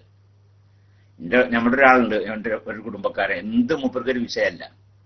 നമ്മൾ എന്ത് മല മറിക്കണ, ഇപ്പൊ ചന്ദ്രനെ പോണ വിഷയം ഇങ്ങനെ പറയാൻ നിൽക്കുക, അതൊന്നും പ്രശ്നമില്ലായിരുന്നു മൂപ്പര്. മൂപ്പർക്ക് പറഞ്ഞേക്കും, മൂപ്പർക്ക് അതിനൊക്കെ വെക്കണമായിട്ടുള്ള അങ്ങനത്തെ ഒരാളുണ്ട്. ആള് രസിക്കണം, എന്ത് പറഞ്ഞാലും ആള് രസാണ്. ആ മൂപ്പര് പറയാണ് ഒരിക്കൽ, ആള് രസികനാണ്. മൂപ്പര് പറഞ്ഞു, ഈ ഓപ്പറേഷൻ ചെയ്യുന്നത് നമ്മളെ കാണിച്ചതായിരിക്കണം, ഡോക്ടർമാർ കാണിച്ചു തരുമല്ലോ. അത് തിയേറ്ററിന്റെ ഉള്ളിൽ കൊണ്ടുപോയിട്ട് വാതിലൊക്കെ അടച്ചു പൂട്ടിയാണ് ചെയ്യുക. എന്താ വെച്ചാ അത് കണ്ടാൽ നമ്മൾ പഠിക്കുക വിചാരിച്ചിട്ടാണ്. കാരണം അത് ഏറ്റവും എളുപ്പമുള്ള പണിയാണ്. അതുകൊണ്ടാണ് നമുക്ക് കാണിച്ചു തരാത്തതെന്ന് സംഭവത്തെ. പിന്നെ ഉദാഹരണം പറയുകയാണെങ്കിൽ, വയറ്റിന്റെ ഉള്ളില് ഒരു കുടലുണ്ട്, ആ കുടല് ചീഞ്ഞിട്ടുണ്ട്. ഇവർക്ക് വയറുവേദനയാണ്. ഈ വ്യക്തിക്ക് വയറുവേദനയാണ്. ആ വയറുവേദനക്ക് ഇപ്പോ വയറുവേദന, അപ്പൊ അതാണ് വയറൻ പൊളിക്കുക അല്ലേ, വയറൻ പൊളിക്കുക. എന്നിട്ട് ആ മോശമായ ആ ഭാഗം ചെയ്യാണ്ട് കട്ട് ചെയ്യാണ്ട് അവിടെ അവിടെ തുന്നി പിടിപ്പിച്ച് ചെയ്യാൻ എളുപ്പമുള്ള പണിയാണല്ലേ. നേരെ മറിച്ച് മരുന്ന് കൊണ്ട് ചികിത്സിക്കുകയാണെങ്കിലോ, മരുന്ന് കൊണ്ട് ചികിത്സിക്കുകയാണെങ്കിൽ പല മരുന്നും ഇങ്ങനെ കുടിച്ചിട്ട് അത് മാറിയെങ്കിൽ മാറി അല്ലേ, അത്രേ ഉള്ളൂ. ഇത് മറ്റല്ലല്ലോ, നേരെ അതൊന്ന് മുറിച്ച് അവിടെ ഭാഗം കീറി ആ മോശമായ സ്ഥലമാണ് മുറിച്ച് കണ്ട് അതോടുകൂടി അതാണ് പൂർത്തിയായല്ലോ അവിടെ. അപ്പൊ ഓപ്പറേഷൻ ഏറ്റവും എളുപ്പമുള്ള പണിയാണ് എന്ന് ഒരാൾ പിന്നെ പറഞ്ഞാണ്. പിന്നെ മുമ്പ് പറയാം ഒക്കെ ഏറ്റവും എളുപ്പം കജ്ജി വറക്കരുത്, അത്രേ ഉള്ളൂ എന്ന്, കജ്ജി വറക്കരുത് എന്ന്. ഞങ്ങൾ അതിന്റെ ഇത് ആരെങ്കിൽ മുപ്പരെ നിങ്ങൾ കാണും കൂടി വേണം, എന്നാലും അപ്പൊ അതിന്റെ പൂർണ്ണ രസം കിട്ടുള്ളൂ. കജ്ജി വറക്കരുത് അത്രേ ഉള്ളൂ എന്ന് പറയുമ്പോൾ അപ്പൊ ഏതായാലും സംഭവം തന്നെയാണ്. ഓപ്പറേഷൻ ചെയ്യാനല്ലേ ഇപ്പൊ അല്ലേ, ഈ ഗർഭപാത്രത്തിൽ നിന്ന് ആ ചെറിയൊരു ദ്വാരത്തിൽ കൂടി അല്ലേ ആ ദ്വാരത്തിൽ കൂടി പുറപ്പെടുന്നതിനേക്കാളും വലിയൊരു സാധനം പുറപ്പെടണം. അപ്പൊ അതുകൊണ്ട് തന്നെ അത് വല്ലാത്തൊരു വേദനയൊക്കെ സഹിക്കും. നമുക്ക് ചിന്തിച്ചാൽ തന്നെ മനസ്സിലാക്കാൻ സാധിക്കുമല്ലോ അല്ലേ. ചെറിയൊരു ദ്വാരത്തിൽ കൂടി ഒരു കുട്ടി ഇങ്ങോട്ട് പുറങ്ങല്ല, നിങ്ങളാ പറഞ്ഞ ഇതിലത്തെ പിയും അവസാനത്തെ ജിയോ ഒക്കെ ഉണ്ട്. അതിന്റെ ഇടകാക്ഷരങ്ങൾ അങ്ങനല്ല, അത് പറയണ്ടപ്പോ നമ്മളോട്. പിന്നെ അപ്പൊ എന്താണ്, ചെറിയൊരു ദ്വാരത്തിൽ കൂടി ഒരു വലിയൊരു കുട്ടീന് പുറപ്പെടുകയാണ്. വലിയ കുട്ടി പറഞ്ഞാൽ ആ ദ്വാരത്തിലേക്ക് അപേക്ഷിച്ച് നോക്കുമ്പോൾ വലിയൊരു കുട്ടി ഇങ്ങോട്ട് പുറപ്പെടുകയുള്ളൂ അല്ലെ. അപ്പൊ അതിൻ്റെതായ വേദനയൊക്കെ. പക്ഷെ അള്ളാഹു റബ്ബുൽ ഇസ്സത്തിന്റെ ഒരു പണി നോക്കണം അല്ലേ. അള്ളാഹു തആലാന്റെ ഹിക്മത്ത് എന്തൊക്കെയാണ്. ഇതൊക്കെ വെറുതെ ഉണ്ടായതാന്ന് പറയുമ്പോഴേ അള്ളാഹു തആലാന്റെ ഹിക്മത്ത്. അപ്പൊ ആ കുട്ടികൾ പുറപ്പെടുന്നതിന്റെ മുമ്പായിട്ട് ആ ദ്വാരത്തിൽ കൂടിയൊക്കെ അള്ളാഹു സുബ്ഹാനഹു വ കൊഴുപ്പുള്ള ചില വെള്ളങ്ങളൊക്കെ കണ്ട് പുറപ്പെടുവിക്കും അല്ലേ. ആ സ്ഥലം കണ്ട് കൊഴുപ്പാക്കി തീർക്കും. ആദ്യം കുറച്ച് അതൊക്കെ അങ്ങനെ എന്ത് ചെയ്യും, അവിടെയൊക്കെ കൊഴുപ്പായി പോയി. എന്നിട്ട് പിന്നെ ആ കുട്ടി പുറപ്പെടണം. ആദ്യം തലയാണ് പുറപ്പെടുക. തല പുറപ്പെടുമ്പോ ഇതാണല്ലേ, മറ്റേത് ആദ്യം കാല പുറപ്പെട്ട് നിൽക്കുക അല്ലേ. ആദ്യം കാലാണെങ്കിൽ മറ്റേ കാല അതിൻ്റെ ഉള്ളിൽ വെച്ച് കുളത്തി വലിക്കേണ്ടി വരും. പിന്നെ ഈ രണ്ട് കാലം ഒന്നിച്ച് പുറപ്പെട്ട് നിൽക്കും. എന്നാൽ തന്നെ ചിലപ്പോ കൈ കുടുങ്ങും അവിടെ. അതേസമയത്ത് ആദ്യം തല അങ്ങോട്ട് പുറപ്പെട്ടു, എന്നിട്ട് പിന്നെ കൈയും കാലും. അപ്പൊ അത് അല്ലാഹു തആല എന്താണ് പഠിച്ചോ അങ്ങനെയൊക്കെ ചെയ്ത് അല്ലേ. അപ്പൊ ആ രീതിയിലൊക്കെ ആക്കി തീർക്കാണ്. അതിന് പുറമെ കുറെ മൂടികളും മറ്റ് സംവിധാനങ്ങളൊക്കെ അതും ഉണ്ട്. അതിന്റെ പേര് പറഞ്ഞൊക്കെ മോശമാണല്ലോ അല്ലെ. അപ്പൊ അതൊക്കെ ഉണ്ട്. അപ്പോ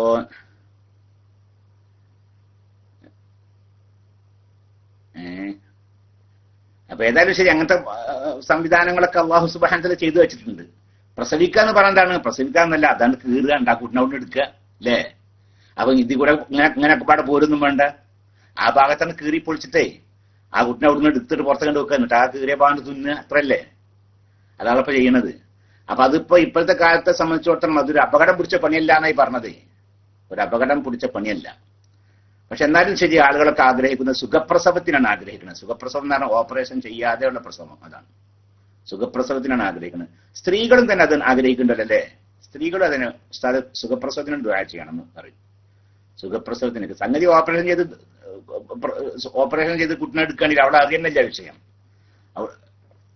അവൾക്ക് ആദ്യം ഇഞ്ചക്ഷൻ ഒക്കെ ചെയ്തുകൊണ്ട് അവളുടെ ബോധമൊക്കെ കെടുത്തു. അപ്പൊ ആ വേദന, പ്രസവിക്കുമ്പോഴത്തെ വേദന അവൾ അറിയില്ല, അവളൊന്നും അറിയില്ല. അവളെ വേറെ കുത്തിപ്പൊളിച്ച് ആ കുട്ടിനെ എടുത്ത് എന്നിട്ട് പിന്നെ അതൊക്കെ തുന്നിക്കൂട്ടി പിന്നെ അവൾക്ക് ഓർമ്മ വരുമ്പോഴേക്കും അതൊക്കെ അതിന്റെ വേദന ഒക്കെ കഴിഞ്ഞു പോയിട്ടുണ്ടാവും. എന്നാലും സ്ത്രീകൾ ആഗ്രഹിക്കുന്നു, സുഖപ്രസവത്തിനാണ് സ്ത്രീകൾ ആഗ്രഹിക്കുന്നത്. എന്തുകൊണ്ടാണാവോ? അത് അല്ലാഹു തആല അവർക്ക് നൽകിയ ഒരു പ്രത്യേകമായ ഒരു എന്താ പറഞ്ഞത്, ഒരു പ്രകൃതിയാണ് അത്. അങ്ങനെ പ്രസവിക്കുമ്പോൾ കുറച്ച് വേദന ഉണ്ടാവണം അല്ലേ, ഒരു വേദന ഉണ്ടാവണം എന്നുള്ള ചിന്ത ഉണ്ടാവും. ഉണ്ടാവേ. ഞാൻ നൊന്ത് പെറ്റാറാണ് തള്ളാരില്ലേ. ഈ തള്ളാർക്ക് കുട്ടികളോടുണ്ടാകുന്ന സ്നേഹം ഉണ്ടല്ലോ, ആ സ്നേഹത്തിന് കുറെ കാരണങ്ങളുണ്ട്. ആ സ്നേഹം നമുക്കാർക്കും പറഞ്ഞാൽ മനസ്സിലാവും. അത് തള്ളാർക്ക് തന്നെ അറിയുള്ളൂ. ഒരു ഉമ്മാക്ക് ആ ഉമ്മാന്റെ കുട്ടിയോടുള്ള സ്നേഹം ഉണ്ടല്ലോ, ആ സ്നേഹം വേറെ ആർക്കും ഏതൊരു മൂല്യർക്കും പറഞ്ഞ് മനസ്സിലാക്കി തരാൻ സാധിക്കൂല. അല്ലെങ്കിൽ സ്വന്തം പിതാവിനും പറയാൻ പറ്റൂല.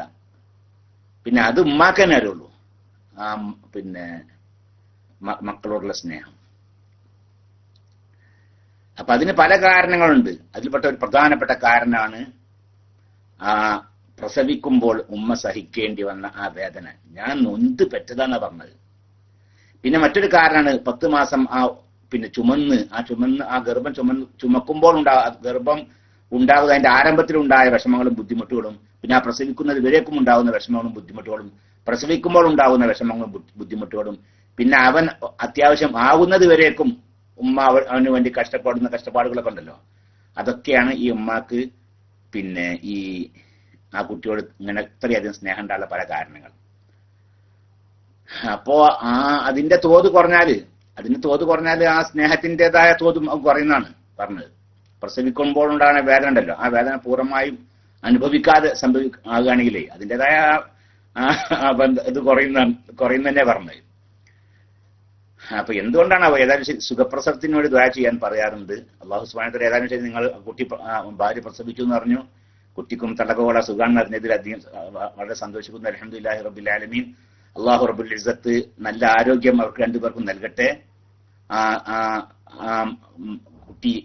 കുട്ടിയെ അള്ളാഹു സുബ്ഹാനഹു വ തആല അവന്റെ ഹിഫ്ളിലായി അള്ളാഹു വളർത്തട്ടെ. ആ കുട്ടിയെ അള്ളാഹു അവന്റെ ദീനിനും അവന്റെ കുടുംബത്തിനും ആ കുട്ടിയുടെ കുടുംബത്തിനും അള്ളാഹുവിന്റെ ദീനിനും ഉപകരിക്കുന്ന ഒരു ഉന്നതമായ ഒരു വ്യക്തി ആക്കട്ടെ. ആമീൻ. സല്ലല്ലാഹു അലൈഹി വസല്ലം മുഹമ്മദ്. പിന്നെ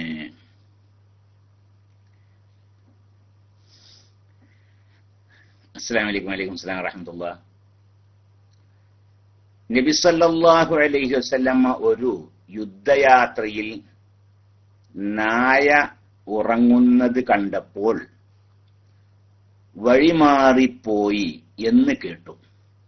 എന്നാൽ നബി സല്ലല്ലാഹു അലൈഹി വസല്ലം 5 ജീവികളെ കൊല്ലാനും കൽപ്പിച്ചിട്ടുണ്ട് എന്നും കേൾക്കാൻ സാധിച്ചിട്ടുണ്ട്.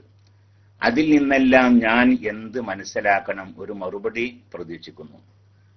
അതിൽ നിന്ന് മനസ്സിലാക്കേണ്ടത് ഒരു ജീവിയാണ്, നായ എന്ന് പറഞ്ഞ ജീവിയാണ്. ആ ജീവി അവിടെ കിടന്ന് ഉറങ്ങുമ്പോൾ അതിനെ ഉണർത്തണ്ട അല്ലേ? നബിയും സഹാബത്തൊക്കെ അവിടെ സ്ഥലത്ത് ഇങ്ങനെ യാത്ര പോവാണ്. അപ്പൊ അവിടെ നായ കിടന്ന് ഉറങ്ങുന്നുണ്ട്. അതിന്റെ അടുത്ത് കൂടി പോയാൽ അപ്പൊ അതിന്റെ ഉറക്കിന് ശല്യമാവും. അപ്പൊ എന്ത് ഒന്ന് വഴിമാറി പോവുക എന്താലേ? ഒന്ന് വഴിമാറി പോകുമ്പോൾ അപ്പൊ അതൊരു ജീവകാരുണ്യമാണ്.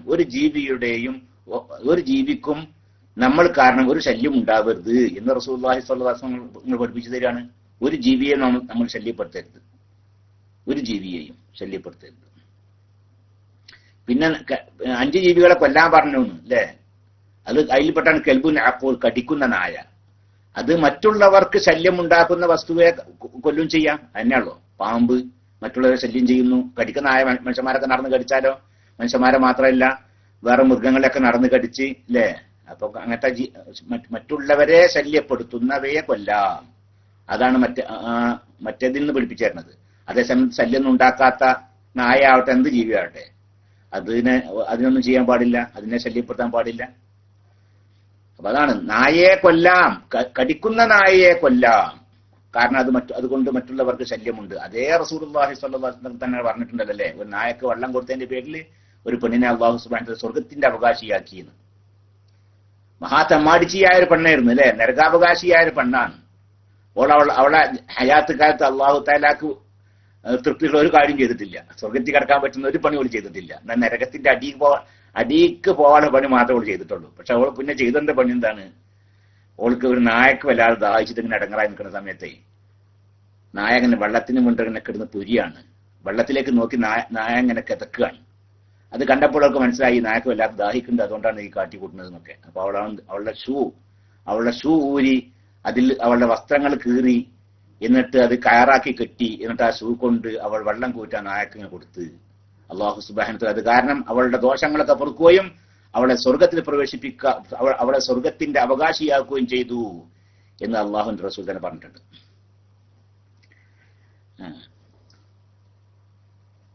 പിന്നെന്താണ് വേറൊന്നുമില്ലേ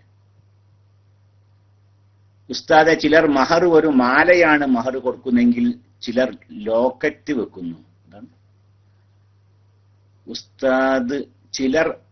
ചിലർ മഹർ ഒരു മാലയാണ് മഹർ കൊടുക്കുന്നതെങ്കിൽ ചിലർ ലോക്കറ്റ് വെക്കുന്നു. ലോക്കറ്റ് വെക്കുന്നതുകൊണ്ട് വിരോധമില്ല. മഹർ ഒരു മാലയാണ് കൊടുത്ത് പറയുന്നതിനേക്കാൾ കൂടുതൽ കൊടുക്കുകയോ ചെയ്യാം. ഒരു മഹർ ഒരു മാല പിന്നെ കൊടുത്തിട്ടുള്ളൂ പറഞ്ഞിട്ടുള്ളൂ. ഇനി അവന്റെ വക ഒരു ലോക്കറ്റ് കൂടി ഉണ്ടാക്കി കൊടുക്കുകയാണെങ്കിൽ അതുകൊണ്ട് വിരോധമില്ല. അവൾക്ക് പറഞ്ഞതിനേക്കാളും കൂടുതൽ മഹർ കൊടുക്കാം, അതുകൊണ്ട് വിരോധമില്ല. പറഞ്ഞ അത്ര കൊടുക്കുന്നില്ല എങ്കിൽ അത് അവളോട് പറയുന്ന വേണം. പറഞ്ഞ അത്ര കൊടുക്കണില്ല എന്നൊക്കെ 10 പവനെ പറഞ്ഞത്, ഇപ്പൊ 9 പവൻ ആയിട്ടുള്ളൂ. അപ്പൊ അത് അവളോട് പറഞ്ഞു 9 പവൻ എപ്പോൾ ഉള്ളൂട്ടാ, 1 പവൻ പിന്നെ നമുക്ക് പിന്നെ ഉണ്ടാകുമ്പോൾ ഞാൻ ഉണ്ടാക്കി തരണ്ടിട്ടാ, കുറച്ചും താമസം ചെയ്ത് തരണം എന്നൊക്കെ പറഞ്ഞിട്ട് അവള് തൃപ്തിയുണ്ടെങ്കിൽ അങ്ങനെ ചെയ്യാവുന്നതാണ്. അത്രേ ഉള്ളൂ. ഇനി അതല്ല അവള് ഏറ്റവും വേണ്ട അങ്ങനത്ത് 9 പവൻ ഉള്ളെങ്കിൽ മതി, ഇനിയിപ്പോ 1 പവൻ നമ്മളൊക്കെ ഒന്നല്ലേ 1 പവൻ നിങ്ങൾ തരണ്ടെന്ന് പറയുകയാണെങ്കിലും അതുകൊണ്ട് വിരോധമില്ല അല്ലേ.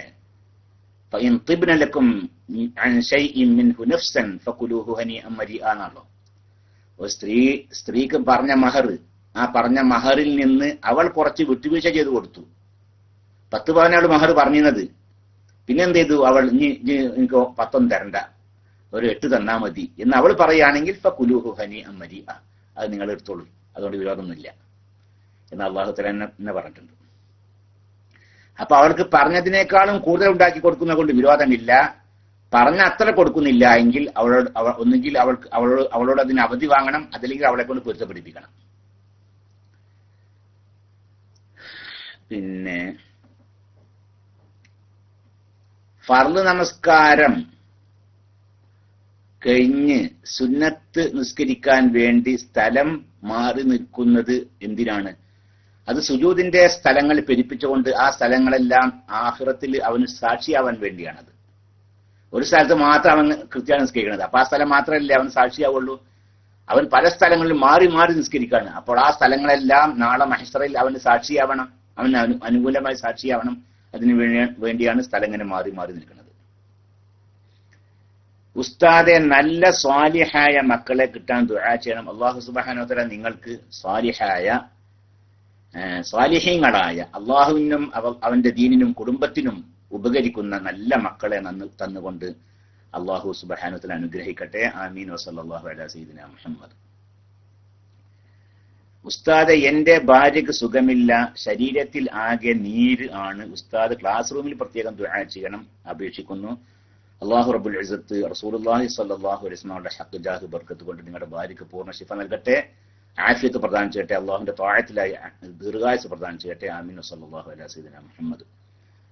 അസ്സലാമു അലൈക്കും. വലൈക്കും സലാം വറഹ്മത്തുള്ളാഹി. ഉസ്താദ്, ദുആയിൽ എന്റെ ഉമ്മാക്ക് ദീർഘായുസ്സിനും ആഫിയത്തിനും വേണ്ടി ദുആ ചെയ്യണം. അല്ലാഹു സുബ്ഹാനഹു വ തആല നിങ്ങളുടെ ഉമ്മാക്ക് ആഫിയത്ത് പ്രദാനം ചെയ്യട്ടെ, സിഹത്തോടു കൂടി അവന്റെ ത്വാഅത്തിലായി ദീർഘായുസ്സ് പ്രദാനം ചെയ്യട്ടെ.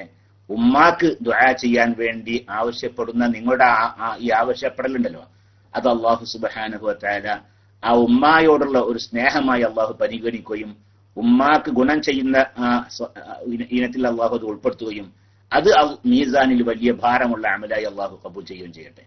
അങ്ങനെയുണ്ടല്ലേ, നിന്റെ ഉമ്മാക്ക് അതൊരു ഇതാണ്. ഉമ്മാക്ക് വേണ്ടി ദ്വാരക്കാൻ വേണ്ടി പറയാന്നൊക്കെ പറയുമ്പോ തന്നെ അത് അമ്മാനോടുള്ള സ്നേഹമുള്ളത്. അത് ഉമ്മാനോടുള്ള സ്നേഹ. ഞാൻ ഒരാള് പടുത്തല്ലേ കുറച്ചു മുമ്പായിക്കാണ് കേട്ടത്. ഒരു നാടൻ മനുഷ്യനാണ്, ഒരു തനിച്ച നാടനായ ഒരാൾ. അയാളുടെ ഉമ്മ വയസ്സായിട്ട് പിന്നെ എങ്ങനെ പറയാൻ എനിക്ക് മനസ്സിലാക്കി തരാം. നമ്മൾ സാധാരണ പിന്നെ ഉമ്മാക്ക് പിന്നെ മലമൂത്ര വിസർജനത്തിന് ഒന്നും അന്നത്തെ കാലത്ത് അകത്ത് കക്കൂസും മറ്റങ്ങളുടെ സൗകര്യങ്ങളൊന്നും ഇല്ല. ഒക്കെ പിന്നെ പറമ്പിലൊക്കെ പോകണല്ലോ അന്ന്. അതിനൊന്നും പോകാൻ പറ്റാത്ത ഒരു സാഹചര്യമാണ്. എന്നാൽ എങ്ങനെയും കെടുത്തിയ സാധാരണ കട്ടുമലൊക്കെ കെടുത്തി തന്നെ എന്ന പണികൾ ചെയ്യാറുണ്ട് രോഗികളൊക്കെ ആയ ആളുകൾ. അങ്ങനെ ഈ ഉമ്മാക്ക് അത് അങ്ങനെ സാധിക്കണമില്ല. ഇരുന്നെങ്കിലേ പോവുള്ളൂ. അപ്പൊ ഈ കുട്ടികളുണ്ടല്ലോ പഴയ കാലത്തൊക്കെ ഇപ്പം ഉണ്ടാവല്ലേ, ഈ കാലും ഇരുത്തിട്ട് ഇപ്പൊ ഉണ്ടായി. ഇപ്പൊ വല്ലാണ്ടൊന്നുമില്ലല്ലേ, തള്ളാരിങ്ങനെ കാലിങ്ങനെ വെച്ചിട്ട് ആ കാലുമ്പോ കുട്ടികളെ ഇരുത്തിട്ടുണ്ടല്ലോ പണി ചെയ്യിപ്പിക്കല്ലേ. ഇപ്പൊ ഇതിന് വേറെ പെട്ടിണ്ട് ഇപ്പല്ലേ, അല്ല ഇപ്പൊ വേറെ പെട്ടിണ്ട്. ഒരു കുട്ടികളുടെ ഒരു കക്കൂസുണ്ട് ഇപ്പോ, മറ്റേ അയ്മയത്തിലാണ് തോന്നുന്നു. ഇതായല്ലേ പഴയ കാലത്ത് അങ്ങനെ തളറിങ്ങനെ കാലിങ്ങനെ നീട്ടിങ്ങനെ വെക്കും. ടൈം അങ്ങനെ പിന്നെ കുട്ടിനെ ഇങ്ങനെ ഇരുത്തും. അപ്പൊ ഓനിങ്ങനെ മുക്കിയിട്ട് ഇങ്ങനെ പണിയൊക്കെ ഇങ്ങനെ ചെയ്യും. അപ്പോ ഇതുപോലെ ഈ വ്യക്തി അയാളുടെ അമ്മാനെ ഇരുത്തിട്ട് അങ്ങനത്തെ ചെയ്യിപ്പിച്ചിരുന്നു. കാലുമെത്തിട്ട് ചെയ്യിപ്പിക്കാൻ ഉമ്മാനെന്ത് ചെയ്യും, കാലുമങ്ങനെ ഇരുത്തിട്ട് കുട്ടികളെ കൊണ്ട് ചെയ്യിപ്പിക്കണ പോലെ അങ്ങനെ ചെയ്യിപ്പിച്ചിരുന്നു. എന്നിട്ട് ഉമ്മാന്റെ ചന്തി കൊടുക്കുക പോലത്തെ കാര്യങ്ങളൊക്കെ ഒരു മകൻ ചെയ്തിരുന്നു. അങ്ങനത്തെ ഒരാളെ ഞാൻ കണ്ടു നടത്തിയ അല്ലേ. അതൊക്കെ ഇപ്പൊ നമ്മുടെ മഹേശ്വരയെ ഞാൻ ചെന്ന് നോക്കണല്ലേ, മഹേശ്വരയിലൊക്കെ ഞാൻ ചെന്ന് നോക്കണ്ടേ, എന്നാലേ പഴയ എന്റെ കല്യാറുള്ളൂ. തനിച്ച നാടനായ മനുഷ്യനാണ്. വലിയ വലിയ മൂല്യന്മാരൊക്കെ ഉണ്ടാവും അല്ലേ, വലിയ വലിയ ആലിമീങ്ങളായ തലയെക്കെട്ടൊക്കെ കിട്ടിയ വലിയ ഹോജാക്കന്മാരായ രാത്രിയൊക്കെ സമയം പാതിരാവാതൊക്കെ പറഞ്ഞിരുന്ന ആളുകളൊക്കെ ക്യൂലൊക്കെ നിൽക്കുന്ന സമയത്തേക്കാരല്ലേ ഇങ്ങനെ ആകെ ബേജാറായിട്ട് തന്നെ, അങ്ങനെ ബേജാറായിട്ട് ആകെ പിന്നെ ഇങ്ങനെ എന്താ പറയാ ആ നെടുവീർപ്പെടുന്ന ആ സമയത്തായിരിക്കും ചിലപ്പോൾ ഈ നാടനായ ഈ മനുഷ്യനൊക്കെ ഇത്തരം ഒരു കാര്യങ്ങൾ ചെയ്തതിന്റെ പേരിൽ മാത്രം ഇങ്ങനെ തല ഉയർത്തി നടക്കുന്നത് മഹ്ശറയിലൊക്കെ ചിലപ്പോൾ അങ്ങനെ ആയിരിക്കും. ഇത്തരം ഈ കാര്യങ്ങൾ ചെയ്തതിന്റെ പേരിൽ ഈ നാടനായ മനുഷ്യനൊക്കെ ആയിരിക്കും ചിലപ്പോൾ ആ വലിയ വലിയ ആലിമ്യങ്ങളുടെ ഒക്കെ മേലെ തല ഉയർത്തി നടക്കുന്ന രംഗം ഇവരെ അടുക്കൽ നിന്നായിരിക്കും ചിലപ്പോൾ അങ്ങനെയൊക്കെ ഉണ്ടാവുക. അപ്പൊ എന്റെ പ്രിയപ്പെട്ട സഹോദരന്മാരെ, മാതാപിതാക്കളെ ബഹുമാനിക്കുക, അവർക്ക് വേണ്ടി ഖിദ്മത്ത് ചെയ്യുക, അവർക്ക് വേണ്ടി ദുആ ചെയ്യാൻ വേണ്ടി ആവശ്യപ്പെടുക, അതൊക്കെ വലിയ പുണ്യമുള്ള കാര്യമാണ്. അത് അവരോടുള്ള സ്നേഹമാണ് അത് മനസ്സിലാക്കി തരുന്നത്. അത്രയും ഉള്ള ആ സ്നേഹത്തിന്റെ കൂട്ടത്തിൽ ഈ സഹോദരന്റെ ദുആ ചെയ്യാനുള്ള ആവശ്യപ്പെടലുണ്ടല്ലോ, അത് അള്ളാഹു കബൂൽ ചെയ്യട്ടെ എന്ന് ദുആ ചെയ്യാം. മാനസികമായി അനുഭവിക്കുന്ന വിഷമങ്ങൾ മാറാനും ജോലിയുള്ള ബുദ്ധിമുട്ട് മാറുവാനും ഒരു സ്വലാത്ത് പറഞ്ഞു തരുമോ ഉസ്താദെ? അതെനിക്കറിയില്ല. സാധാരണ ഏത് സ്വലാത്തും തന്നെ അത് പിന്നെ സ്വലാത്തു നാരിയ കണ്ടല്ലോ, നാരിയ സ്വലാത്തിലേക്ക് പറഞ്ഞ തന്നെ അതിനാണ് അല്ലേ. തൻഫരിജു ബിഹിൽ ഖുറബു, സകലമായ ബുദ്ധിമുട്ടുകളും അത് കാരണം നീങ്ങിപ്പോകും, എല്ലാ വക കെട്ടുകളും ഒക്കെ അഴിഞ്ഞു പോകും, എല്ലാ ബുദ്ധിമുട്ടുകളും അഴിഞ്ഞു പോകും എന്നാണ് സ്വലാത്തു നാരിയയിൽ പറഞ്ഞത് തന്നെ. ബഹുമാനപ്പെട്ട ഉലമാക്കള് സലഫു സാലിഹീങ്ങളായ ആളുകളൊക്കെ അങ്ങനെ മാനസികമായ വിഷമങ്ങളും ബുദ്ധിമുട്ടുകളൊക്കെ ഉണ്ടാകുമ്പോൾ ചൊല്ലിയിരുന്നതുമാണ് ഇത് സ്വലാത്തു നാരിയ. അതുകൊണ്ട് അത് അതിനുള്ള പ്രത്യേകമായ നിർദ്ദേശം നൽകാനും മാത്രമുള്ള കഴിവ് എനിക്കില്ല. എന്നാലും മഹാന്മാരായ ആളുകളൊക്കെ ഇങ്ങനെ ചെയ്തിരുന്നു എന്ന് നമ്മൾ കാണുന്നു, പറയുന്നത് നമ്മൾ കേൾക്കുന്നു. അതുകൊണ്ട് ഞാനും നിർദ്ദേശിക്കാണ് സലാത്തു നാരിയ നിങ്ങൾ ചൊല്ലുക. അതിന്റെ അർത്ഥം അങ്ങനെയാണല്ലോ അല്ലേ. അല്ലാഹുമ്മ സ്വല്ലി സ്വലാത്തൻ കാമിലത്തൻ വസല്ലിം സലാമത്തൻ അലാ സയ്യിദിനാ മുഹമ്മദിൻ ലദി തൻഹല്ലു ബിഹിൽ ഖുറബ്, കണ്ടില്ലേ, തൻഫരിജു ബിഹിൽ ഖുറബ്, തൻഹല്ലു ബിഹിൽ ഉഖദ് വതൻഫരിജു ബിഹിൽ ഖുറബ് വതുഖലാ ബിഹിൽ ഹവായിജു, ആവശ്യങ്ങളൊക്കെ നേടും, അതുപോലെ വിഷമ ബുദ്ധിമുട്ടുകളൊക്കെ നീങ്ങിപ്പോകും, കെട്ടുകളും ബുദ്ധിമുട്ടുകളൊക്കെ അഴിഞ്ഞു പോകും. അങ്ങനെയുള്ള അത് ചെല്ലിയാല് അതിനൊക്കെ ആ രീതിയിലുള്ള ഒരു സ്വലാത്താണ് ഇപ്പൊ സ്വലാത്തു നാരിയ. അപ്പൊ അത് തന്നെയാണ് എനിക്കും നിർദ്ദേശിക്കാനുള്ളത് എന്ന് മാത്രമേ ഇപ്പൊ അതിനെ കുറിച്ച് പറയാൻ പറ്റുള്ളൂ. പിന്നെ അസ്സലാമു അലൈക്കും വലൈക്കും സ്സലാം വറഹ്മത്തുള്ളാഹി. ഉസ്താദ് ദുആയിൽ എന്റെ ഉമ്മാക്ക് അത് പറഞ്ഞല്ലേ ഉസ്താദ്, എന്റെ ഉമ്മ 10 പ്രസവിച്ചു, 7 മരിച്ചു പോയി, 8 ഞാൻ, 9 അനുജൻ റഷീദ് ഫൈസി, 10 പെങ്ങൾ ഫാത്തിമ. നേരത്തെ പറഞ്ഞ സഹോദരനാണ് ഉമ്മാക്കൊണ്ട് ദുആ ചെയ്യണമെന്ന് പറഞ്ഞല്ലോ. ഉമ്മ 10 പെറ്റ് 7 മരിച്ചു പോയി എന്ന് പറഞ്ഞല്ലേ. അതൊന്നും വിശദല്ല. അതൊക്കെ അതിനൊക്കെ പടച്ചോൻ്റെ അടുത്ത് കൂലിട്ടുപോയി.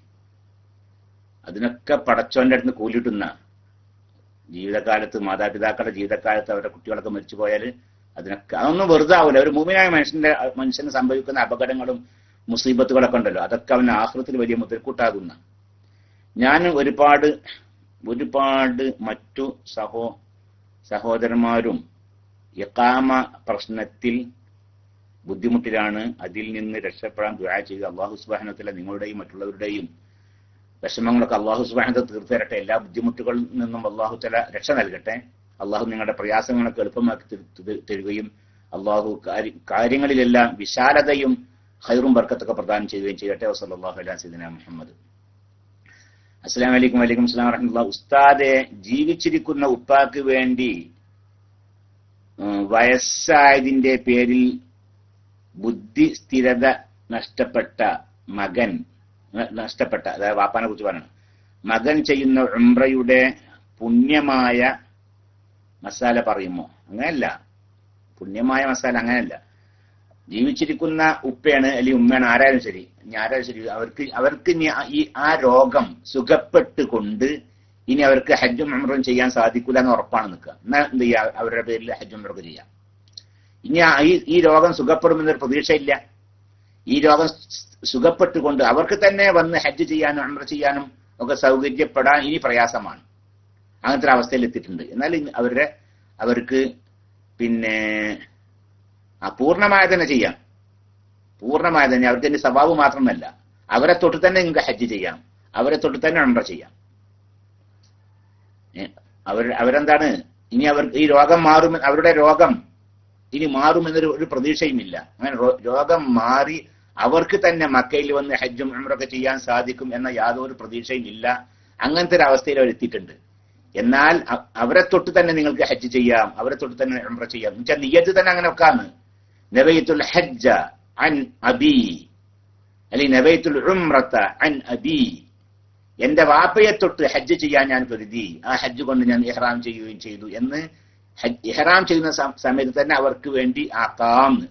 അല്ലെങ്കിൽ ഉംറ ചെയ്യാണ്. നബയ്തുൽ ഉംറത ലി അബി വഅഹറംതു ബിഹാ ലില്ലാഹി തആല, എന്റെ വാപ്പയെ തൊട്ട് ഞാൻ ഉംറ ചെയ്യാൻ കരുതുകയും ആ ഉംറ കൊണ്ട് ഞാൻ ഇഹ്റാം ചെയ്യുകയും ചെയ്തിരിക്കുന്നു എന്ന് ഇഹ്റാമിന്റെ സമയത്ത് തന്നെ നിയ്യത്ത് വെച്ചുകൊണ്ട് അവർക്ക് വേണ്ടി ഹജ്ജ് ഉംറയൊക്കെ ചെയ്യാമെന്നായി പറഞ്ഞത്. എങ്ങനെ ആവുമ്പോ അവർക്കിപ്പോ രോഗാവസ്ഥയാണുള്ളത്, അത് ഇനി സുഖപ്പെടുമെന്നൊരു പ്രതീക്ഷയില്ല. സുഖപ്പെട്ടുകൊണ്ട് അവർക്ക് തന്നെ മക്കയിൽ വന്ന് ഹജ്ജ് ഉംറയൊക്കെ ചെയ്യാൻ സാധിക്കുമെന്ന് യാതൊരു പ്രതീക്ഷയും ഇല്ല എങ്കിൽ പിന്നെ ഇനി ഇത്ര തന്നെ ഉള്ളൂ അല്ലേ. ഇനി ഇൻഷാ അല്ലാഹ് ഇപ്പോ ഇനി പറഞ്ഞുള്ള ബാക്കിയൊക്കെ ഇനി പിന്നാക്കാം. ബാങ്ക് പലിശ പൊതു തരി കാര്യങ്ങളിലേക്ക് ഉപയോഗിക്കാൻ പറ്റും. ഇത് എപ്പോഴും വരാനുള്ളൊരു വിഷയമാണ്. ഇപ്പൊ ഇത് പറയുമ്പോൾ അതിന്റെ മസാല പറയുമ്പോൾ ബാങ്ക് പലിശ എന്ന് പറഞ്ഞാൽ അത് വാങ്ങാൻ പറ്റുന്ന ഒരു കാര്യമാണെന്ന് ആരും മനസ്സിലാക്കരുത്. ഉസ്താദ് അങ്ങനെ ബാങ്കിന്റെ പലിശ ഇന്നത്തെ ഇത്ര പൈസ ഉണ്ടായി, ഞാൻ ഇന്ന വിഷയത്തിൽ ചെലവാക്കിക്കോട്ടെ എന്ന് പറയുമ്പോഴേ അങ്ങനെ ചെലവാക്കിക്കോളി പറയുമ്പോ അപ്പൊ ബാങ്ക് ഇടപാട് നടത്താം, അതിൽ നിന്ന് ലഭിക്കുന്ന പലിശ പിന്നെ വാങ്ങാം എന്നൊന്നും ആരും മനസ്സിലാക്കരുത്. ആദ്യമായിട്ട് മനസ്സിലാക്കേണ്ടത് പലിശ ഇടപാട് നടത്തുന്ന ഒരു സ്ഥാപനവുമായി നമുക്ക് സഹകരിക്കാൻ പോലും പാടില്ല. ഒരു ബാങ്ക്, ആ ബാങ്ക് പലിശ ഇടപാട് നടത്തുന്ന ബാങ്കാണ്. അങ്ങനത്തെ ഒരു ബാങ്കുമായി ഒരു നിലക്കും നമുക്ക് സഹകരിക്കാൻ പാടില്ല, ഹറാമാണ് എന്ന്. പിന്നെ സഹകരിക്കാം എപ്പോൾ, അതല്ലാതെ മറ്റൊരു മാർഗം ഇല്ല എങ്കിൽ സഹകരിക്കാം. അപ്പൊ നമ്മൾ അടുക്കൽ നിന്നിട്ട് കുറച്ച് പൈസ ഉണ്ട്, ആ പൈസ സൂക്ഷിക്കാൻ നമ്മൾക്ക് വേറൊരു മാർഗവും ഇല്ല, വീട്ടിൽ വെക്കാൻ പേടിയാണ്. എന്നാൽ വേറെ ആർക്കെങ്കിലും കടം കൊടുത്താലാണെങ്കിലും ആവശ്യത്തിന് കിട്ടൂലാണ് കാര്യം ഉറപ്പാണ്. പിന്നെ അതുകൊണ്ട് വല്ല സ്വത്തും വാങ്ങി ആവശ്യത്തെ സമയത്താണ് വിൽക്കുക, അതും നടക്കുന്ന ഒരു വിഷയമല്ല. അങ്ങനത്തെ വളരെ ബുദ്ധിമുട്ടുള്ള സമയമാണെങ്കിൽ പിന്നെ ആ പൈസ നിക്ഷേപിക്കാനാണെങ്കിലോ ഒരു വിശ്വസ്തനായ മനുഷ്യനെ ഏൽപ്പിക്കാനും യാതൊരു നിർവാഹവും ഇല്ല, പലിശരഹിത ബാങ്കും ഇല്ല. ഇങ്ങനെ ഇത് പലിശ ഇടപാട് നടത്തുന്ന ബാങ്കിൽ കൊണ്ടിടലില്ലാതെ വേറെ മറ്റവന്റെ മുമ്പിൽ വേറെ യാതൊരു മാർഗവും ഇല്ല എങ്കിൽ എന്ത് ചെയ്യാം, ആ പൈസ പലിശ ഇടപാട് നടത്തുന്ന ബാങ്കിൽ നിക്ഷേപിക്കാം. അങ്ങനെ അവിടെ നിക്ഷേപിക്കുമ്പോൾ അതിനൊരു നിശ്ചയ സമയം കഴിഞ്ഞാൽ അതിന് പലിശ കിട്ടും. ആ പലിശ കിട്ടിയാൽ അത് വാങ്ങാതിരിക്കുകയാണെങ്കിൽ ആ പൈസ കൊണ്ട് ആ ബാങ്കിനെ ഒരു പലിശ ഇടപാട് നടത്തുന്ന സ്ഥാപനത്തെ സഹായിക്കൽ വന്നു പോകും. അപ്പൊ അതില്ലാതിരിക്കാൻ വേണ്ടി എന്ത് ചെയ്യുക, അത് അവിടുന്ന് വാങ്ങിയിട്ട് അത് അവന് ഉപയോഗിക്കാൻ പാടില്ല, അവൻ ചെലവിൽ കൊടുക്കാൻ നിർബന്ധമുള്ള ആൾക്കാർക്കൊന്നും കൊടുക്കാനും പാടില്ല. കാരണം അത് ഈ പലിശ സ്വത്ത് തീറ്റിപ്പിക്കലാണല്ലോ, അത് ചെയ്യാൻ പാടില്ല. പിന്നെ എന്ത് ചെയ്യണം എന്നാ, ഇപ്പൊ ഈ പൈസ എന്ത് ചെയ്യണം? ആ പൈസയെ കുറിച്ച് പലരും പറയാറുണ്ട്. നമ്മുടെ അബ്ദുൽ ഗഫൂർ അൻവരിയൊക്കെ സാധാരണ പറയാറ് അത് നശിപ്പിച്ച് കളയണം എന്നാ. അത് വാങ്ങുക, എന്ത് കത്തിച്ച് കളയേ അല്ലെങ്കിൽ കീറി കളയെ എന്ത് ചെയ്യണമെന്നാണ് മൂപ്പരൊക്കെ പറയാറ്. എന്നാൽ ബഹുമാനപ്പെട്ട ചെറുശ്ശേരി സാറൊക്കെ പറഞ്ഞിട്ടുള്ളത് ഞാൻ പറഞ്ഞ് കേട്ടാണ് ഇപ്പൊ ഈ പറഞ്ഞതൊക്കെ. ചെറുശ്ശേരി സാറൊക്കെ പറഞ്ഞ് കേട്ട് പൊതുവിഷയങ്ങൾ ചെലവഴിക്കാമെന്ന് ചെറുശ്ശേരി സാറൊക്കെ പറഞ്ഞു. പൊതുവിഷയങ്ങളിൽ റോഡ് പണിയോ അല്ലെങ്കിൽ പബ്ലിക് കിണർ, അതല്ലെങ്കിൽ പബ്ലിക് കക്കൂസ്, അല്ലെങ്കിൽ വെയിറ്റിംഗ് ഷെഡ്, അല്ലെങ്കിൽ പൊതുസ്ഥലങ്ങളിലൊക്കെ വിളക്ക് കാലുകളൊക്കെ സ്ഥാപിക്കുക പോലത്തെ പൊതുനന്മ ഉണ്ടല്ലോ, പൊതു കാര്യങ്ങൾ, അങ്ങനത്തേലൊക്കെ ചെലവഴിക്കാം. വേറെ ചിലർ പറയാറുണ്ട് അത് നമുക്ക് ഉപയോഗിക്കാൻ പറ്റൂല, വേറെ ആർക്കെങ്കിലും കൊടുക്കാം. അപ്പൊ അങ്ങനെയൊക്കെ പലതും പറയുന്നു. അത് നിങ്ങളോട് ഞാനും പറയുന്നു, അത്രേ ഉള്ളൂ. പിന്നെ ഉസ്താദെ അസ്സലാമു അലൈക്കും. വലൈക്കും അസ്സലാം. എന്റെ ഉമ്മാക്ക് കഫം നെഞ്ചിൽ കെട്ടി നിൽക്കുന്നത് കാരണം എപ്പോഴും പ്രയാസത്തിലാണ്. അസുഖം മാറാൻ വേണ്ടി ദുആ ചെയ്യണം. അല്ലാഹു സുബ്ഹാനഹു വ തആല ഉമ്മാക്ക് പൂർണ്ണ ശിഫ നൽകട്ടെ. അള്ളാഹു പൂർണ്ണ ശിഫ നൽകുകയും അള്ളാഹു സിഹത്തും ആഫിയത്തും പ്രദാനം ചെയ്യുകയും അള്ളാഹുവിന്റെ ത്വാഅത്തിലായി ദീർഘായുസ്സ് പ്രദാനം ചെയ്യുകയും ചെയ്യട്ടെ. ആമീൻ. സല്ലല്ലാഹു അലൈഹി വസല്ലം. മുഹമ്മദ്. ഒരു സ്ഥിരം ടീഷർട്ടും ചെറിയ കുപ്പായവും ഇട്ട് നിസ്കരിക്കുന്ന വ്യക്തികളുടെ ഔറത്ത് സുജൂദിൽ പോകുമ്പോൾ വെളിവാകുകയാണ്. ഒന്ന് വിശദീകരിക്കാമോ? അങ്ങനെ നിസ്കരിച്ച നിസ്കാരം സഹിയാവൂല. നിസ്കാരത്തിന്റെ ആദ്യം മുതൽ അവസാനം വരേക്കും അവന്റെ ഔറത്ത് മറക്കൽ നിർബന്ധമാണ്. അതിന്റെ ഇടയിൽ ഔറത്ത് വെളിവായാലോ നിസ്കാരം ബാത്തിലാകും. അപ്പൊ സുജൂദിലേക്ക് പോകുമ്പോൾ എന്ത് ചെയ്യാണ്? മുട്ടുപൊക്കന്റെ ഇടയിലുള്ള സ്ഥലം ഉണ്ടല്ലോ, ആ സ്ഥലം വെളിവാകുന്നു. അപ്പൊ നിസ്കാരം ബാത്തിലാകും, നിസ്കാരം സഹിയാവൂല. അതന്നെയാണ്. പിന്നെ പറയുന്നുണ്ട് ഫിഖിന്റെ കിതാബിലൊക്കെ, ഏത് ഒരാൾ നിസ്കരിക്കായിരുന്നു കാറ്റ് അടിച്ചുകൊണ്ട് അവന്റെ ഔറത്ത് വെളിവായി നിൽക്കുക. അപ്പൊ തന്നെ എന്ത് ചെയ്ത് അവനെ മറക്കും ചെയ്തു, നിസ്കാരം ബാത്തിലാവില്ല. അത്രേ ഉള്ളൂ. നിസ്കരിക്കുന്ന സമയത്തേ അവൻ ഔറത്തൊക്കെ മറച്ചുകൊണ്ട് തന്നെ നിസ്കരിക്കണത്. നിസ്കരിക്കുന്ന ഇടയിൽ എന്ത് ചെയ്ത് പെട്ടെന്ന് കാറ്റടിച്ചപ്പോ അവന്റെ വസ്ത്രം ഉയർന്നു, ഔറത്ത് വെളിവായി. അപ്പോൾ തന്നെ അവൻ എന്ത് ചെയ്തു? അവന്റെ കൈകൊണ്ട് അതാണ്ട് ശരിയാക്കുകയും ചെയ്തു. എന്നാ നിസ്കാരം ബാത്തിലാവൂല. അതല്ലാതെ നിസ്കരിക്കുന്നതിന്റെ ഇടയിൽ അടക്കമൊക്കെ നിസ്കാരം ഔറത്തിങ്ങനെ ഒളിവാകാണ് നിൽക്കുക. എന്നാൽ അതോടുകൂടിയാണ് നിസ്കാരം ബാത്തിലാകും. അവൻ നിസ്കരിച്ചാൽ നിസ്കാരം സഹിയാവുകയില്ല. എല്ലാവരും വളരെ സൂക്ഷിക്കൊണ്ടിരുന്ന ഒരു വിഷയമാണ്. ഇപ്പൊ നിസ്കരിക്കുന്ന ആളുകൾ, കുട്ടികളൊക്കെ വളരെ കൂടുതലല്ലേ, ജമാഅത്തായി നിസ്കരിക്കുന്നുണ്ട്, ഫർദ് മാത്രമല്ല സുന്നത്തൊക്കെ നിസ്കരിക്കുന്നുണ്ട്. പക്ഷെ കുട്ടികൾ റുക്കൂയിലേക്ക് പോകുമ്പോ മുട്ടുപൊക്കന്റെ ഇടയിലുള്ള ആ പൊക്കളിന്റെ കുറച്ച് താഴ്ഭാഗത്തേക്ക് അവന്റെ ഫാൻഡിന് അഴിയും, ഇങ്ങോട്ട് വരും. സുജൂദിലേക്ക് പോകുമ്പോ ചിലപ്പോ ഇടുക്കും കൂടി ഇങ്ങനെ കാണാം. ചിലപ്പോ ഞാൻ അങ്ങനെ കാണാം. അങ്ങനെ ഇങ്ങനെ പറ്റന്റെ ഇറങ്ങിയിട്ടേ എന്നിട്ട് കുട്ടികൾ അങ്ങനെ നിസ്കരിക്കും ചെയ്യും. അത് വളരെ ശ്രദ്ധിക്കണം എന്റെ പ്രിയപ്പെട്ട കുട്ടികൾ, വളരെ ശ്രദ്ധിക്കണം. അപ്പോ നിസ്കാരത്തിന്റെ ആദ്യം മുതൽ അവസാനം വരെയൊക്കെ മുട്ടുപൊക്കന്റെ ഇടയിലുള്ള ഒരു സ്ഥലവും പുറത്ത് വെളിവാവാത്ത രീതിയിൽ ഔറത്ത് മറച്ചുകൊണ്ട് നിസ്കരിച്ചെങ്കിലേ നിസ്കാരം സഹിയാകൂ എന്ന് കുട്ടികൾ എല്ലാവരും മനസ്സിലാക്കണം. പിന്നെ അസ്സലാമു അലൈക്കും. വലൈക്കും അസ്സലാം വറഹ്മത്തുള്ളാഹി. ഉസ്താദേ, എന്റെ ഉമ്മ ഉംറക്ക് വരുന്നുണ്ട്, പ്രത്യേകം ദുആ ചെയ്യണം. നമ്മുടെ ഷാക്കിർ ഉലൂമി പറഞ്ഞിട്ടുണ്ട്, മൂപ്പര് മുമ്പും മൈക്കെടുത്തിട്ടും തന്നെ ഒരിക്കൽ പറഞ്ഞതായിട്ട് ഞാൻ ഓർക്കുന്നു. പിന്നെ എന്റെ അമ്മാവന്റെ അസുഖം വളരെ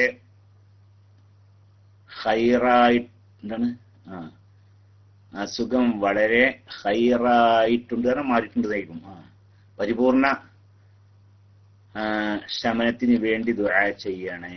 അല്ലാഹു സുബ്ഹാനഹു വ തആല നിങ്ങളുടെ ഉമ്മാക്ക് പൂർണ്ണ ആരോഗ്യമൊക്കെ പ്രദാനം ചെയ്യട്ടെ. നല്ല രീതിയിൽ മക്കയിലൊക്കെ വന്ന് ഉംറയും മറ്റു അമലുകളൊക്കെ സുഖമായിട്ട് ചെയ്യാനുള്ള സാഹചര്യങ്ങളൊക്കെ അല്ലാഹു തആല ഒരുക്കി കൊടുക്കട്ടെ. ചെയ്യുന്ന അമലൊക്കെ പൂർണ്ണമായി ചെയ്യുവാനും അല്ലാഹു തൗഫീഖ് ചെയ്യട്ടെ. ചെയ്യുന്ന അമലൊക്കെ അല്ലാഹു ഖബൂൽ ചെയ്യട്ടെ. അമ്മാവന് അല്ലാഹു സുബ്ഹാനഹു വ തആല പൂർണ്ണ ശിഫ പ്രദാനം ചെയ്യുകയും അല്ലാഹുവിന്റെ ത്വാഅത്തിലായി ആഫിയത്തോടു കൂടി ദീർഘായുസ്സ് പ്രദാനം ചെയ്യുകയും ചെയ്യട്ടെ. ആമീൻ. സമസ്ത അനുഭാവി ആയിരുന്ന അബൂബക്കർ ഹാജി പഴയന്നൂർ ഇന്നലെ മരണപ്പെട്ടു. ഇന്നാ ലില്ലാഹി വ ഇന്നാ ഇലൈഹി റാജിഊൻ. ദുആ ചെയ്ത് അല്ലാഹു സുബ്ഹാനഹു വ തആല അദ്ദേഹത്തിന് മഗ്ഫിറത്തും റഹ്മത്തും പ്രദാനം ചെയ്യട്ടെ. ഉഖ്റവിയായ ജീവിതം അല്ലാഹു സുഖമാക്കി കൊടുക്കട്ടെ. വലൈക്കും അസ്സലാം വറഹ്മത്തുള്ളാഹി. ദൈദി ഡോക്ടർ ആവാൻ പഠിച്ചിരുന്നു, ജസ്റ്റ് ജോക്കി. എന്താണ് ഉസ്താദെ? ഡോക്ടറേറ്റിന് പഠിച്ചിരുന്നു, എന്താണ് മനസ്സിലായിട്ടില്ല.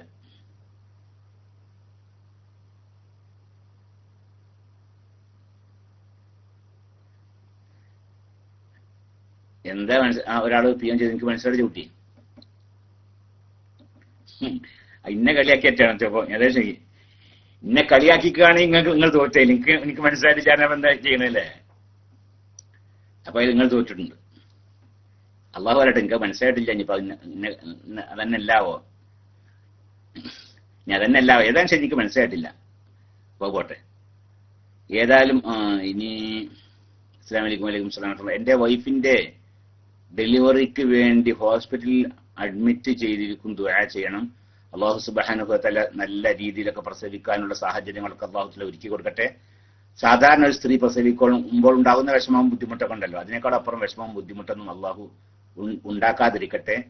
അല്ലാഹു അവളുടെ പ്രസവത്തിൽ നിങ്ങൾക്ക് സാലിഹായ ദീനും കുടുംബത്തിനും ഉപകരിക്കുന്ന നല്ല സന്താനത്തെ പ്രദാനം ചെയ്യട്ടെ. ആമീൻ. വസല്ലല്ലാഹു അലാ സയ്യിദിനാ മുഹമ്മദ്. പിന്നെ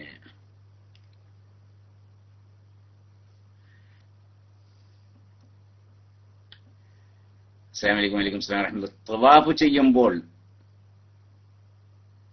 അന്യ സ്ത്രീകളുമായി സ്പർശിക്കാൻ സാധ്യത ഉണ്ടല്ലോ, അങ്ങനെ സ്പർശിച്ചാൽ ഉളു മുറിയുമോ? ഉളു മുറിയും. അന്യ സ്ത്രീയെ സ്പർശിച്ചാൽ ഉളു മുറിയും. അന്യ സ്ത്രീയെ സ്പർശിച്ചാലേ ഉളു മുറിയും. തൊട്ടവന്റെ ഉളു മുറിയും, തൊടപ്പെട്ട ആളെ ഉളു മുറിയും.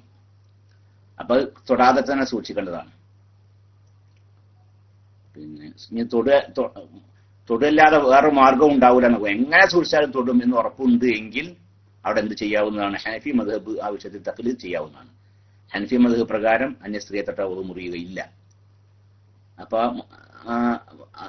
ആ സമയത്ത് ആ വിഷയത്തിൽ ഹനഫി മദ്ഹബ് തഖ്ലീദ് ചെയ്യാവുന്നതാണ്. അപ്പോൾ wudu ഉണ്ടാക്കുമ്പോഴൊക്കെ ഹനഫി മദ്ഹബ് പ്രകാരം സഹിയാവുന്ന രീതിയിലായിരിക്കണം എന്ന് മാത്രമേ ഉള്ളൂ. ഉസ്താദ് ഡോക്ടർ ഹക്കീം അസ്ഹരി എന്ന് കാണുന്നു, ഈ ഡോക്ടർ ഒറിജിനൽ ആണോ? അതറിയില്ല. ഹക്കീം അസ്ഹരി ഡോക്ടർ വേറെ കുറെ ആൾക്കാരുണ്ടാവുമല്ലോ. ഒരു ഹക്കീം അസ്ഹരി മാത്രമല്ല ഡോക്ടർ ഉണ്ടാകല്ലേ, കുറെ ആൾക്കാരുണ്ടാവാം. എനിക്കറിയില്ല അതിനെ വെച്ച്. ഏതായാലും അൽഹംദുലില്ലാഹ് ഇപ്പോൾ വന്ന PM-നൊക്കെ മറുപടി നൽകിയിട്ടുണ്ട്, സാധിക്കുന്ന രീതിയിലൊക്കെ മറുപടി നൽകിയിട്ടുണ്ട്. അല്ലാഹു സുബ്ഹാനഹു വ തആല ഖബൂൽ ചെയ്യട്ടെ. ചോദിച്ച